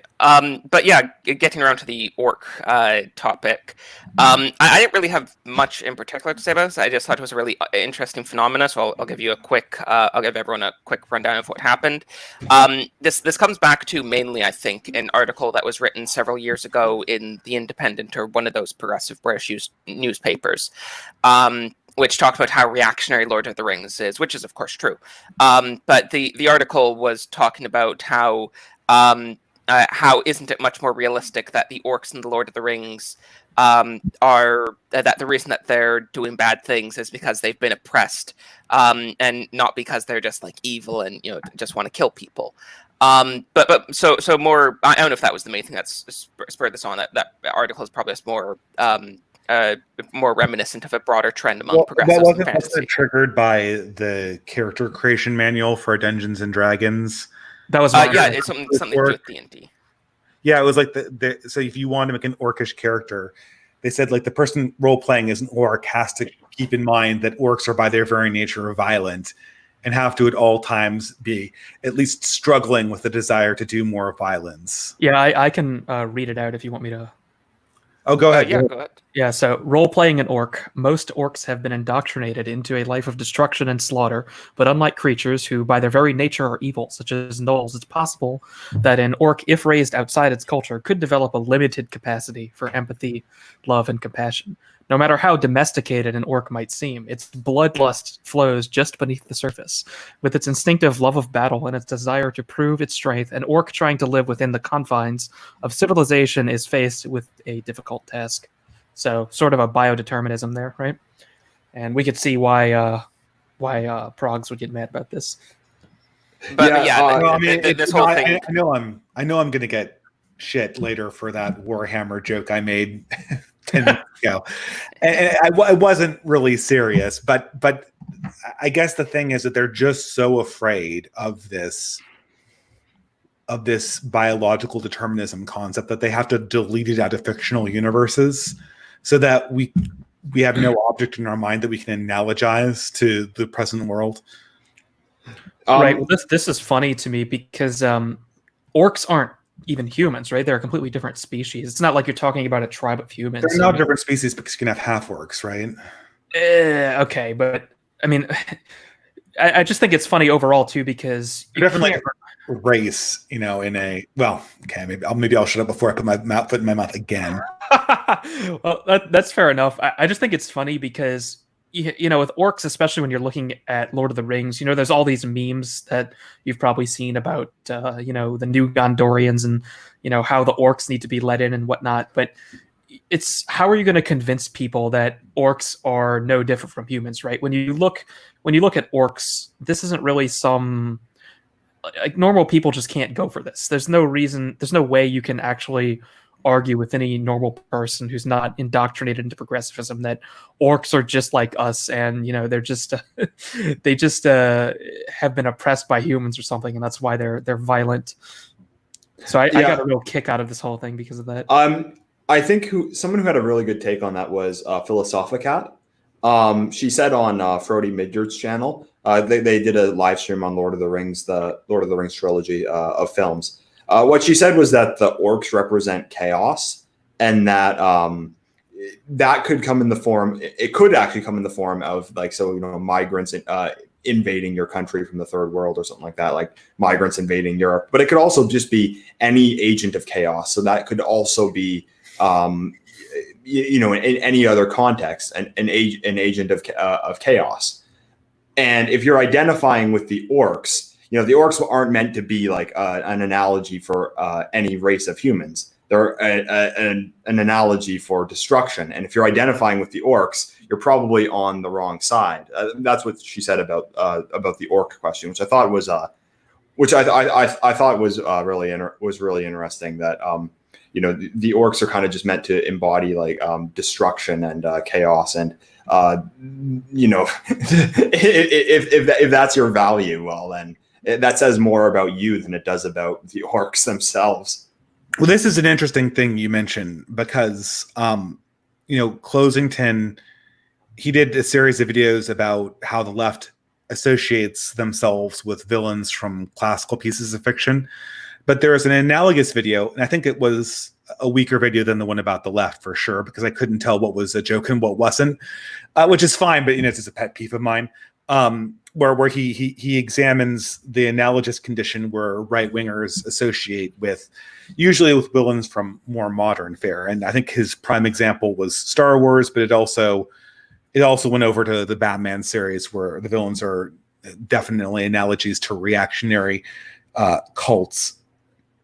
But I think, this is always the thing. It's always a little bit hard when you see a piece of fiction and you say, like, well, I think the villain was in the right there, because there is sort of, you do run the risk of sort of playing into your own proclivities to justify your own evil behavior, because that the author is there and they're literally giving this character bad qualities. So in addition to the ones where they might be misguided ideologically, there are just out and out evils that everyone can disagree with that are naturally going to be associated with these characters. I think this is something that I've been tempted into many times before, seeing progressive movies going, man, the bad guys are really in the right this time. But I don't know. I tried to resist it, I guess, Yeah, I don't know if there's any film I strongly identify with the villain. I mean, I'd say everyone loves like Darth Vader and those guys, but any of the modern ones, I just find the thing is that this is the problem. Like I mentioned earlier, all the villains in modern progressive movies, they're just bad for the sake of being bad. Like they're also really weak and stupid too. Yeah, I mean, like Kylo Ren, like who would want to be like? Everyone thought Darth Vader was badass in the original series, but who the hell would want to be Kylo Ren? Like, I know he's pathetic. He loses every single fight he's ever in. Yeah, exactly. Yeah, it's not even fun to be bad. He's like desperate. He's like a desperate, spoiled teenager who uses a lightsaber poorly.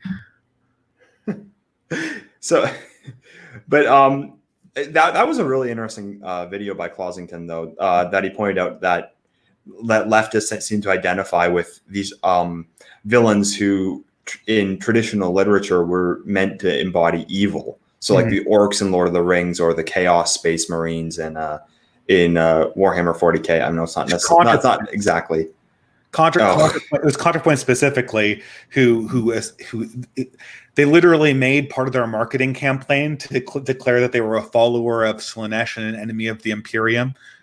And their followers could not get enough of this ContraPoints as a demonette of Slaanesh deal.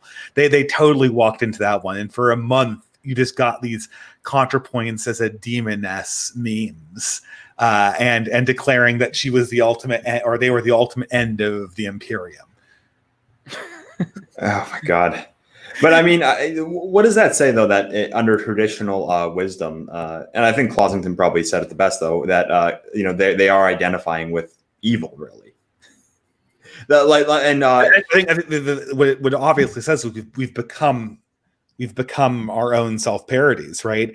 And I'm not innocent of this. I'm working on a video about culture right now, and it goes over how I watched a play by Eugene Ionesco, and I really felt that I was associated with what were obviously supposed to be the villains in that play.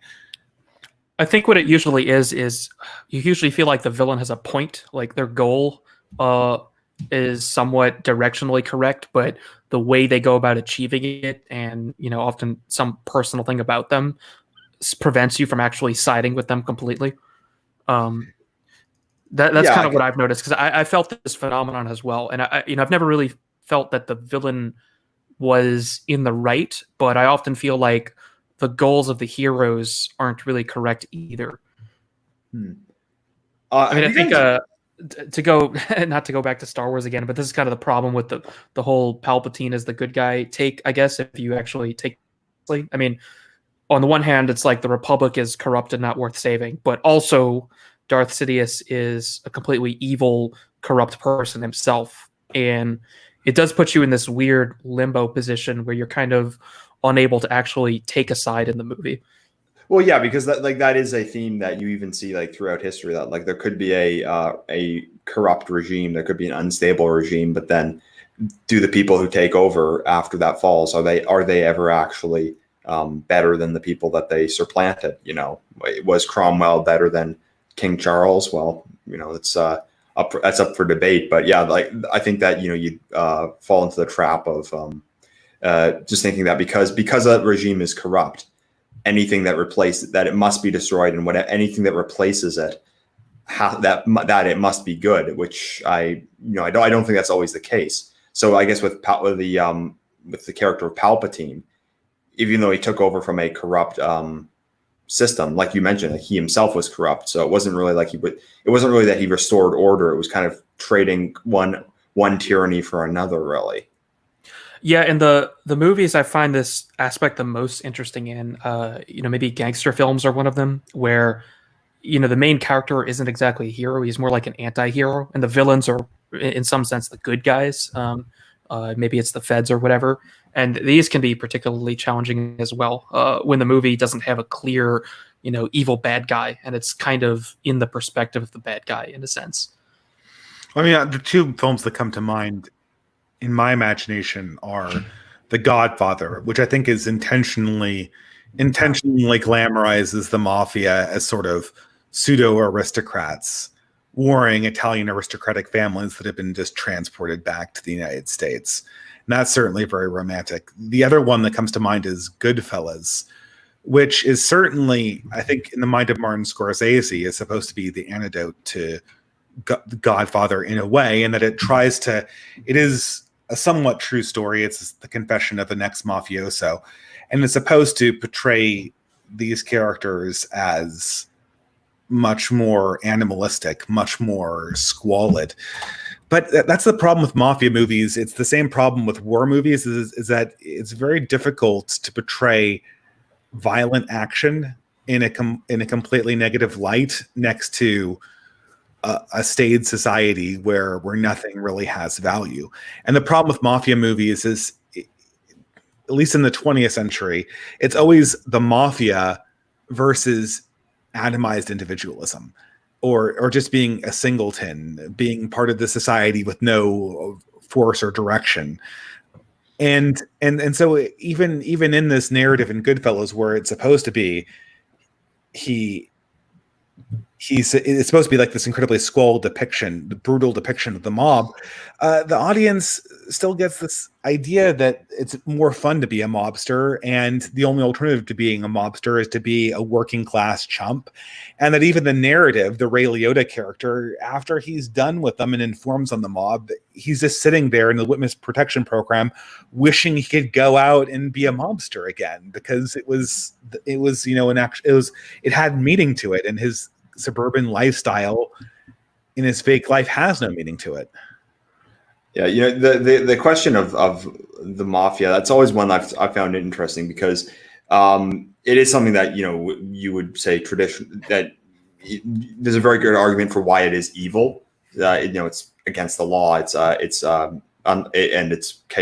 brings chaos to a ordered society. But then also you look inside like the hierarchy of the mobs, and that's also something very interesting, that they have like these codes of honor, and they have these like traditions and families and all this stuff. It does feel like it almost exists on its own plane. Like, so it's a hierarchy, a society within a society, an illegal one. And one thing that is interesting is the portrayal of the mafia throughout American history, and how for a long time they were kind of seen as these folk heroes. But then around the 60s or so, after like in the Prohibition era and stuff, they were seen as these folk heroes and so on. But then after the 60s, they were kind of just seen as these like ruthless killers who there was really just no honor in what they were doing. It is something very interesting for storytelling in that can you make a criminal someone who is who has like honor? Can there actually be honor among thieves? And yeah, it's interesting when you see that put into play in some of these films like Godfather. I haven't seen Goodfellas, so I can't comment on that one. But I'd say my favorite mafia film, which was not really, it was a nonfiction film, was St. Valentine's Day Massacre. And that one came out in the 60s when the mob was really like, people were getting fed up with it. And it portrays the mafia in that film as bad guys. It's about like these 7 guys being ruthlessly murdered by Al Capone's gang. And I tend to lean to the side towards, the mafia is something that is bad for society, and there really isn't much honor in it. But I guess it's something that it's an interesting question to ask, though. Another interesting genre, separate from the mafia one, is war movies. I was watching this movie a couple weeks ago called "We Were Soldiers." It's a Mel Gibson film that depicts an event. It's the Battle of La Drang. It's basically this complete disaster in using air cavalry. But the movie actually shows the Viet Cong perspective on a few occasions, and there's only a couple lines, but it doesn't depict them as just sort of cartoon villains or anything like that. It basically shows them as, you know, honorable soldiers, just, you know, defending their homeland, and it's just a bunch of kids, really, just like on the American side, and that's pretty interesting as well, because in a lot of older war movies that are closer to the era, you tend to depict the other side as just these sort of just faceless villains. You might not depict them as evil, you know, but you won't try and humanize them or anything like that. But movies that get further and further from the actual events tend to take I suppose, a more objective approach. And would you say that's the case for all of them? Because with World War II films, I find that's the opposite. No, I know we talked about this the other day, and that's an interesting reversal where in older World War II movies, which I absolutely love that genre, the Nazis are, like you said, kind of just the opposing army, whereas now they're the embodiment of Satan, basically. Yeah, the point, the thing, and you know, maybe we could do an entire stream on war films one time, but the point I had made was that I had watched like some of the war films from the 60s, like Patton and Longest Day and The Great Escape, Van Ryan's Express, and films like that, because, you know, I have all this time with the lockdown and stuff. But the one thing I noticed was that in those films, the Germans were actually just like, you know, decent guys, and they were just kind of the other side of the fight. And you know, they'll even like have some, they'll actually like be kind of like a mutual respect between the two armies. You know, like in the film Patton, we see of the Germans as them like just discussing strategy and stuff, and, you know, discussing, oh, will the Americans send General Patton to invade Europe and stuff like that. They're really just portrayed as like the opposing army. But then what you see from the 90s onwards in these war films is that the Germans are just portrayed as being just like the embodiment of evil, and there's nothing like redeeming about them. And they're always like in this like slate kind of grayish color, like you see in Saving Private Ryan. And, you know, all the Germans were like in their 40s, whereas all the Allied guys were like 19. So that's one thing that I've noticed, is that it's kind of like a reversal in they've done that reversal. I haven't really noticed that about other films about other wars, because I haven't seen that many films about Vietnam. The only ones I can think of are Apocalypse Now and We Were Soldiers. Well, yeah, and it's because the Germans are our collective sin, right? So we can't, exactly. Yeah.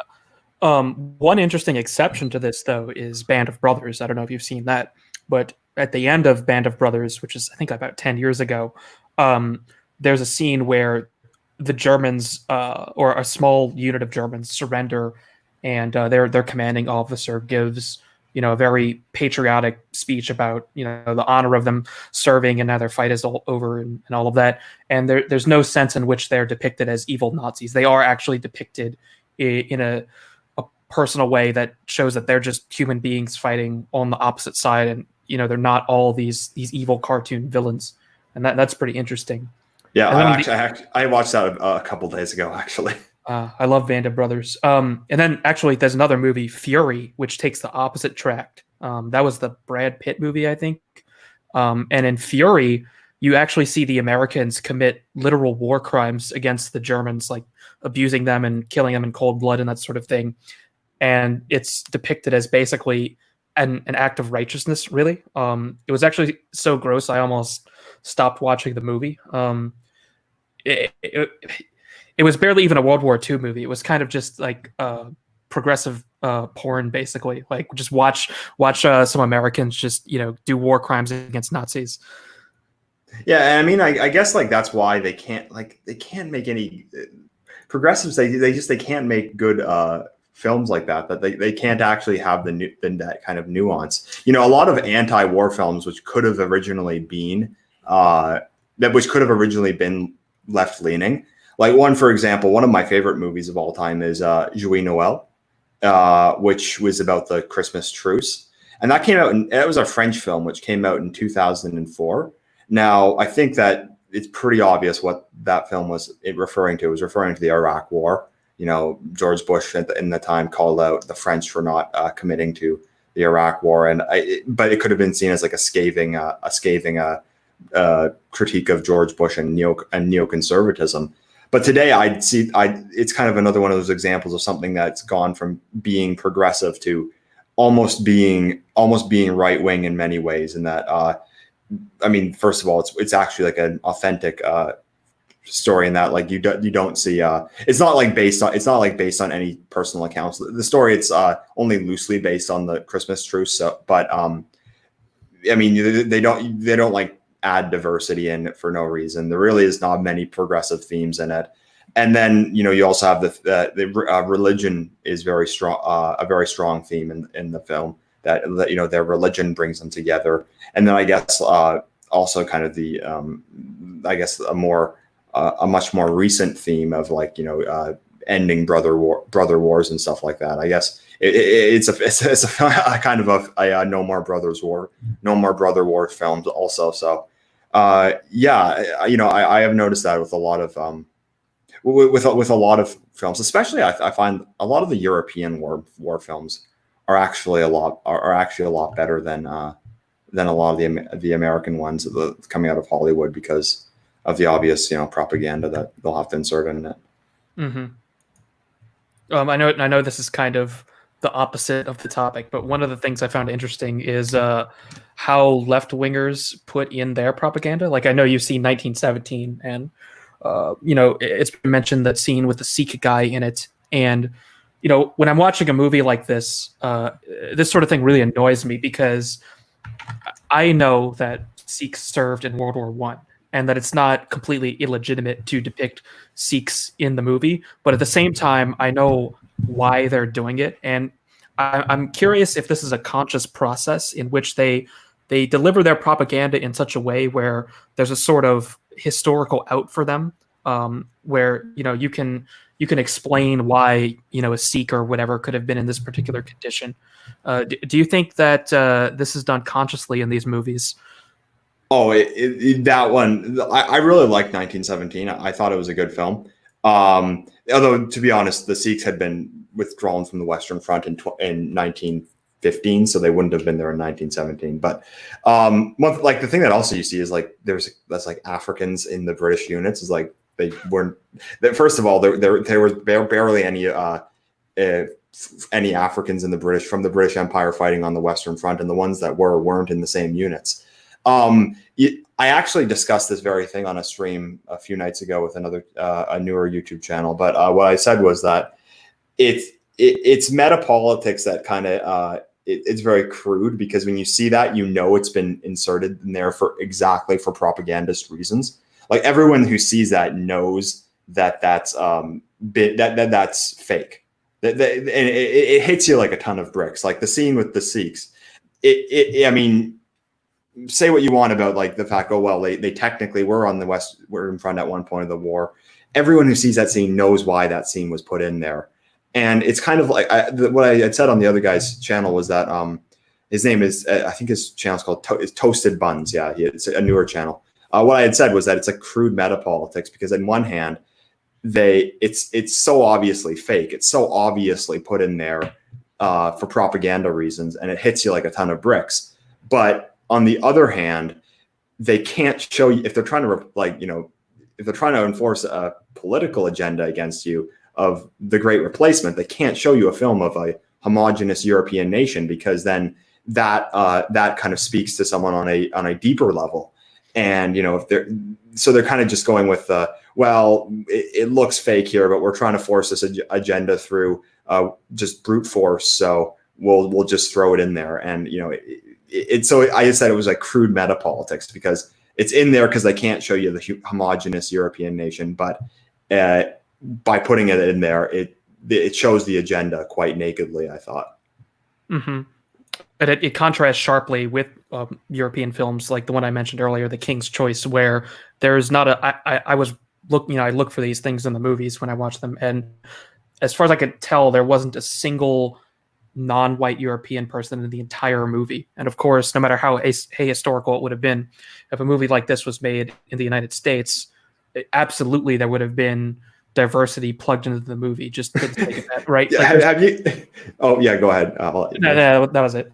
Well, no. Was there any diversity in Dunkirk? I don't remember anything like that. There's some in the background, Yes. but barely any. That one, that one, I'll give a pass to. Nolan doesn't. Tiny bit. Yeah, like Nolan doesn't do that really. So that one it didn't take me out of the movie like it kind of did in 1917. I still like 1917, but when I did see that, it takes you out of the movie just on that one moment. The one funniest example is have you seen the movie Darkest Hour? Yes, I don't remember liking it. It was not that great, but I watched it with one of my friends in the cinema.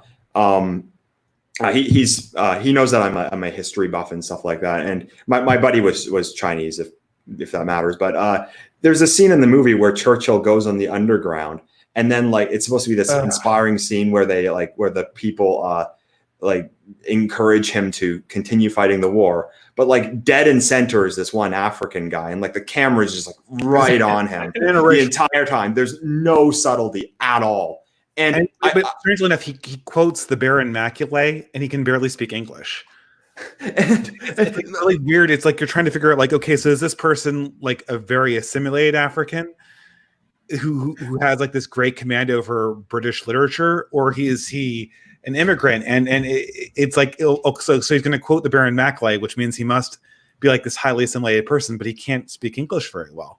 But here's the funny thing, though. My buddy, who's Chinese, he turns to me at the moment and he says, and he just whispers to me, "Was there black people in Britain back then?" Everyone knows that it's just like it hits you like a ton of bricks.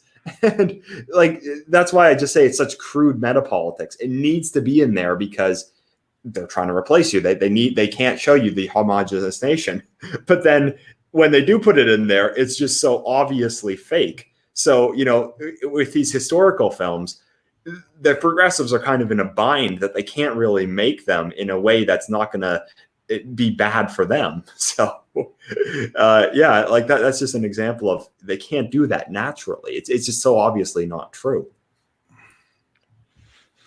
One movie I wanted to mention earlier was Snowpiercer. Has anyone ever seen Snowpiercer? No, I've never even heard of it. So Snowpiercer is Marxism on a train, basically. The premise is that the Earth's environment has been destroyed in some way to where it's just a wasteland, and it's extremely cold, and the whole Earth is just frozen, basically.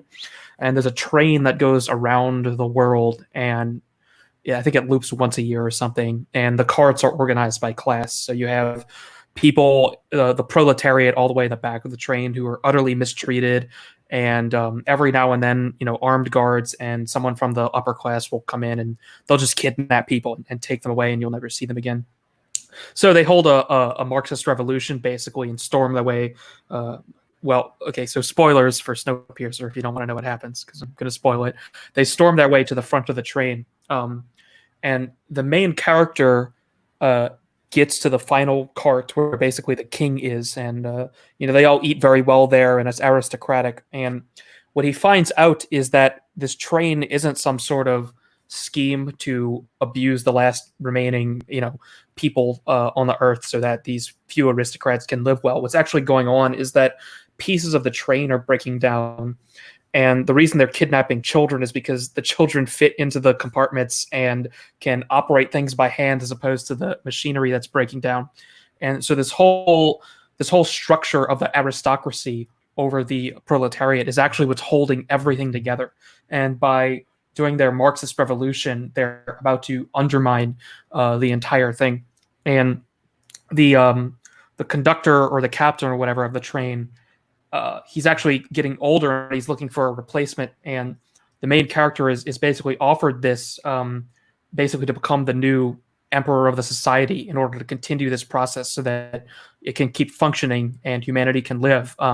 What they actually decide to do is just blow up the train, basically, and it crashes, because they look out the window and this is kind of a Deus Ex Machina, but it looks like the snow is receding or something. So they decide, we'll just crash this whole train basically and go out into the wasteland. And it's kind of a celebration of throwing over the corrupt aristocracy, even though in the context of the movie it doesn't really make any sense because there's no way out there to survive or grow any crops or keep warm or anything like that. But so I felt like the movie actually undermined itself in a way, despite the fact that it was attempting to be a left-wing movie. But it's a very straightforward depiction of a Marxist revolution, basically, which is pretty interesting. But it did actually depict the aristocracy as, even though they were basically shown to be evil the entire movie, there actually was a greater purpose behind what they were doing, as opposed to simply exploiting everyone.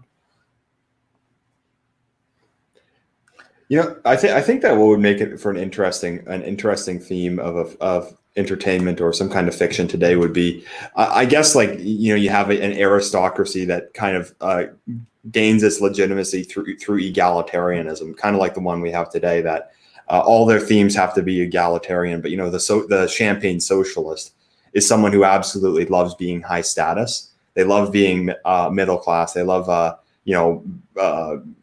things like champagne. They love kind of being part of the hierarchy, but then their entire ideological foundation is egalitarian. How would you put that into a film? I was trying to think earlier, how could you ever actually make a film about that? I haven't thought of how you could, but it would be an interesting topic to explore. I feel like I've seen it before, but I can't remember it off the top of my head. So Settlers Are Men, I have to get going now, but it's been great talking with you about this stuff. So good luck on the rest of the stream, okay? Yeah, thanks. Is there anything else you guys would like to talk about, or should I think we've done quite a bit. Unless there's anything left you'd like to discuss. Yeah, I think we've had the run of the topic pretty well. Okay. 1 second. Just need to read super chats. Yeah. Sorry. Just yes. Yeah. I just have some more super chats to finish. Phanton says Disney movies from the 90s are monarchical, but they also are about people breaking out of their social roles. Aladdin, Mulan, Ariel. That's kind of true, but I'd also like to push back on that a little bit. Mulan in particular, I mean, I know it's obviously a feminist movie, but it also, I think the basic sort of story of the female warrior is still kind of traditional in a way. I know at the beginning with her resisting an arranged marriage and stuff is kind of subversive, but ultimately the point of the story is her potentially sacrificing herself for the sake of familial piety, for saving her old dad from it being drafted, and the movie ends with her returning to her village. So I don't think. I mean, it's obviously was on a trajectory towards becoming progressively more left wing, but I don't think those narratives are. I don't think those movies were totally left wing, at least. One guy mentioned in the chat talk about Red Dead Redemption. I actually had thought about that before the stream. If you'd like to go mention that, we could, or if it's too late in the show, we can just end it though. No, yeah, we can talk about that, but I'd like to get through the super chats first. Okay, go ahead. And Punished Huey for $2 says, I miss my Bosnian ex-GF. I want cuddles from her. Ooh woo. I hope you're able to find her. Vra Moment for $2 USD says, thoughts on King Kong, any version. I watched the 2005 film many years ago, probably back in 2005. It really don't have any particular thoughts on it though. I liked it. I really liked the 2005 film. Okay. Sorry, this next one's for the Distributist. So sorry, that kind of sucks. But the Distributist, what's your opinion on the modern Protestant missionary movements? Many millions have been converted to Christianity over the past 70 years. I mean, yeah. Sorry, the Distributist is gone. I guess I'll try to answer that a little bit. I do think it's somewhat unfortunate that many missionary movements, both Protestant and Catholic, often focus on trying to convert people that are already Christians. I prefer if we can focus on non-Christian populations, or people that have fallen away from the faith. But yeah, so that's all I really have to say about that. And not Omegon for $2 says building Inquisition models currently. Good stream. 40K models. Yeah.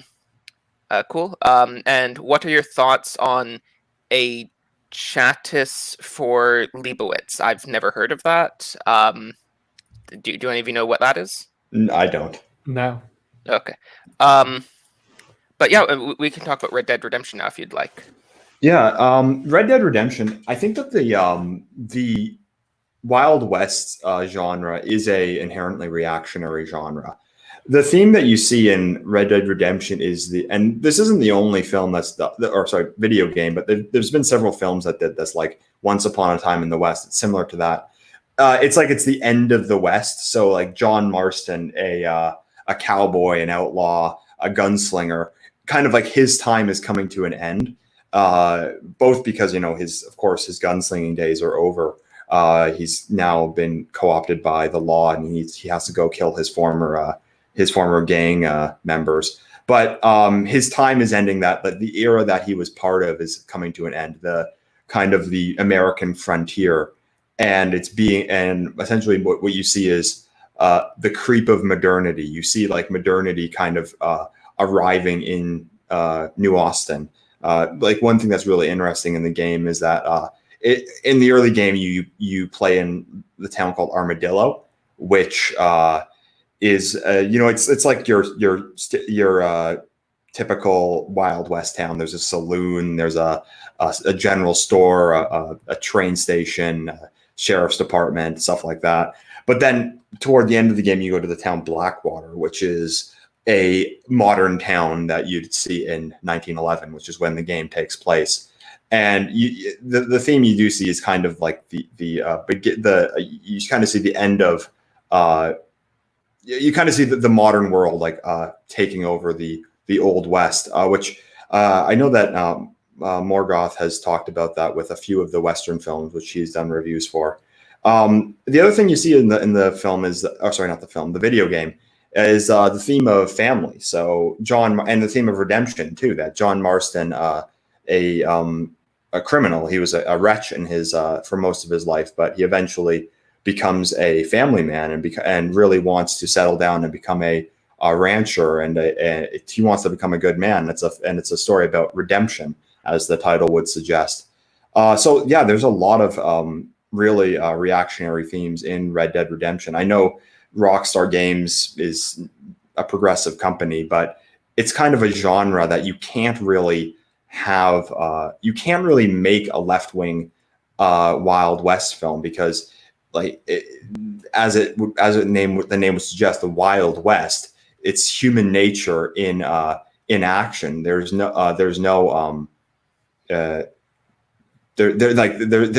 couldn't ever be like progressivism in the Wild West because could a soy boy from, I don't know, Seattle today, he wouldn't survive 10 minutes out there. So what are some of your guys' takes on Red Dead Redemption if you've played the game? I haven't played it. I've never played it. I mean, I would agree overall that I love Western movies, and they're basically there's not really anything left wing about them whatsoever. It's all about this classic American spirit. All the characters are very masculine. I mean, you can usually see that the societies are very well ordered. I'm thinking about a movie like Hang 'em High, for example. And there's sort of the premise of that movie is regarding the use of the law. And, I remember there's a couple scenes in there where, there are like public hangings of these criminals and sort of everyone is in support of keeping order in this town. And it's sort of celebrated, even, which is kind of a weird thing to think about. Like you would never see people, having a public hanging party these days. What's something else like what is that movie, Bone Tomahawk? I don't know if you've seen that. That's a very interesting one. That's kind of a dichotomy between the savage Indians and the American settlers, where it sort of depicts like these civilized, orderly people going against these absolute savages. Clint Eastwood movies in general are just sort of they're just the most masculine films you can possibly imagine. Really, there's no the women in the movie are never given any sort of spotlight light like they are in modern movies. And if you try to think of, imagine a Western with a female star, it just doesn't even make any sense. You can't even figure out what that would be like in your head. I think the closest thing to a left-wing Western would probably be something like Django Unchained. That's just like a black murder fantasy. Yeah, and it doesn't make sense, right? Because in Django, it's like this Western, except the main character is like a black guy, and he partners up with a German bounty hunter, and they team up and go fight, some Confederate slavers, and the whole it's filmed as if it were a Western, but nothing that you're actually seeing makes any sense. Because it's not even Western. That's the West is places like Texas and Oklahoma, and right. And then it goes to the deep South. It's like they don't even fucking know they don't even know their geography of our American history. It's like, well, we want a cowboy movie, but we also want to kill white slave owners from the cotton states. It's like, it's complete. I really hate that. I really hate that movie. That is one that probably the movies I hate the most. It's just a murder fantasy, really. But sorry to kind of cut you off there. The Western genre, it is one that people have levied the accusation against it that it's libertarian, which, I mean, in some ways it is definitely, there's less structure. So there is less authority out there because of it is like a more natural state. However, I don't necessarily think it's libertarian because there still is a longing for order. So like the sheriff in a Western film, he is a force for order in a place of chaos. So there is still a longing for a structured, ordered society in the Wild West, and also that there's themes of things like honor and of respect and even religiosity. Many of these, it's a theme in many of these Western films. So yeah, that's a genre that I think that we really maybe, who knows, maybe we'll do another stream on that again someday. But it's a genre that is that's almost always right wing. It's inherently right wing because it's man in nature, really. The sheriff is almost never the bad guy in any of these movies. The sheriff is one of these classic Western archetypes, and he's almost always depicted as a critical point of order in the society. And there's really nothing libertarian about these movies in any social sense for sure. I mean, the towns, I mean, usually the concept is the town is a very well structured, orderly place, and there's some chaotic external force coming into it, and the town needs. Yeah, go ahead. I'll let you finish. I mean, the main plot of the movie is often the reassertion of order by the men leading the particular town or village or whatever. Go ahead, Settlers. It's obviously like small government in a literal sense, which is I imagine more or less what people mean when they say it's libertarian. But it's not like libertine. Or it doesn't really have the things that we generally associate with libertarianism beyond that. That's basically it. There it is interesting that in Red Dead Redemption, the main bad guy actually is an FBI agent.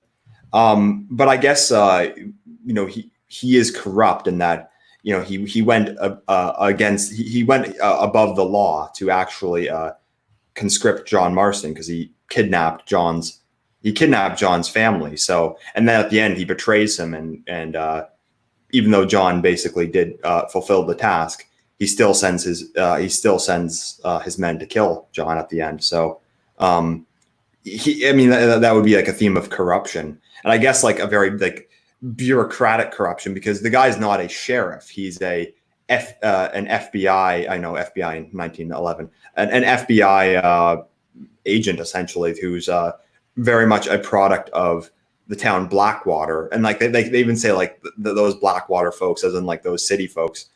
He's a product of the town Blackwater and not of the towns like Armadillo.